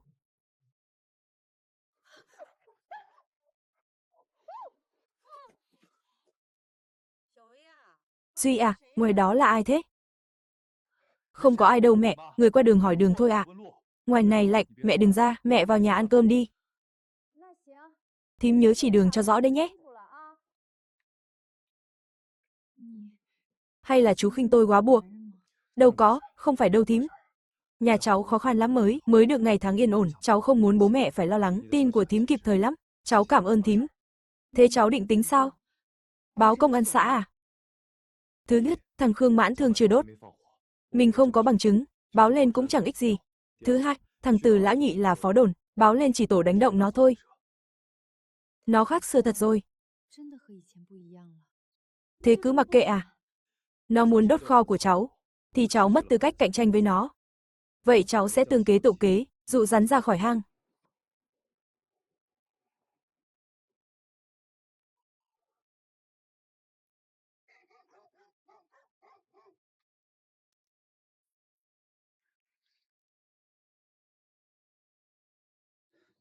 Duy à, đừng trách chú. Chú cũng bị ép, không còn cách nào, cháu muốn trách thì trách, ông chủ tiền với thằng Từ lão đại. Chính chúng nó ép chú. Dừng tay lại. Khương Mãn Thương, anh bị bắt vì tội phóng hỏa. Cố ý hủy hoại tài sản người khác. Bỏ cái bật lửa xuống ngay. Đừng lại gần đây. Tôi cũng bị ép thôi. Tôi cũng chẳng muốn thế này. Các người đừng lại gần. Còn tiến lại là tôi châm lửa thật đấy.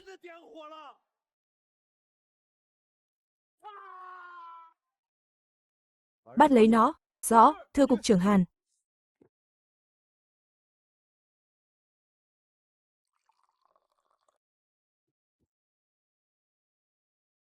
Lục Duy, thằng Khương Mãn Thương khai rồi, chính là Từ lão nhị và Tiền Vi Dân xúi giục nó đốt kho của cậu đấy.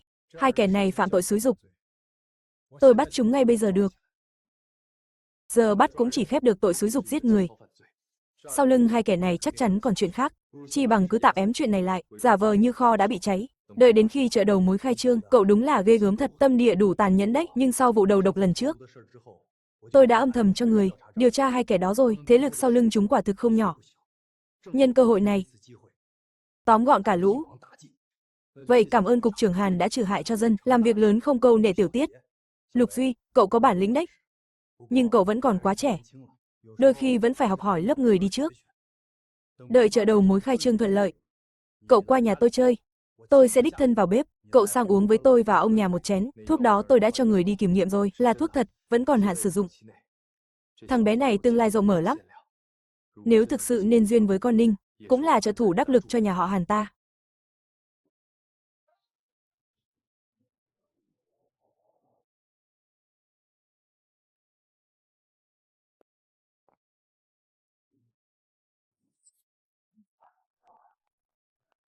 Tôi xin tuyên bố, chợ đầu mối rau củ đầu tiên của huyện Lam Thủy hôm nay chính thức khai trương, được sự ủng hộ và chỉ đạo của các cấp lãnh đạo, huyện Lam Thủy sẽ đạt mục tiêu 300.000 mẫu trồng rau, sản lượng dự kiến 1 triệu tấn trong vòng 15 năm, tiêu thụ khắp miền Bắc, phủ sóng toàn quốc để huyện Lam Thủy tiên phong xóa đói giảm nghèo. Sau đây, tôi xin dẫn các vị lãnh đạo đi tham quan chợ đầu mối, xem xét, mong các vị lãnh đạo cho xin ý kiến chỉ đạo quý báu. Số rau củ này, ôi, thưa lãnh đạo, đây là cả khu chợ đầu mối đấy ạ. Rau củ tươi ngon nhất, số rau này đều đã qua công nghệ bảo quản tiên tiến nhất, được vận chuyển từ ngoài vào, giá cả lại còn rẻ nữa. Nói vậy là 2 đồng của cậu, chẳng lãi là gì nhỉ, vì nhân dân phục vụ mà bác. Cũng là hưởng ứng lời kêu gọi của Bí thư Hàn, để Lam Thủy huyện ai cũng được ăn rau sạch, nhà tôi chỉ là đống rau héo úa rác rưởi thôi. Ông chủ tiền à, ông khoác lác quá đấy. Được lắm Lục Duy. Trước đây cậu ghen ghét tôi vì cửa hàng rau của tôi tươi ngon, lại rẻ nên mới vu khống tôi bỏ độc. Có giỏi thì cậu mang rau nhà cậu ra đây cho các lãnh đạo xem đi. Chuyện này, tuy sau vụ phóng hỏa hôm đó, Khương Mãn Thương đã biến mất nhưng tôi đã nghe ngóng được rồi. Kho của thằng Lục Duy đã bị thiêu rụi, rau của cậu tươi thì đã sao? Ông lấy ra được không? Chính là Lục Duy đấy. Ông bảo rau của ông chủ tiền không ra gì, thế ông mang rau nhà ông ra đây xem nào. Đúng đấy, nhìn mấy cái sạp của ông kìa, đều bị vải đen che kín mít, chẳng lẽ bên trong trống trơn, chẳng có gì à? Lục Duy, thế này là sao? Ông nói đúng đấy. Tôi có đây.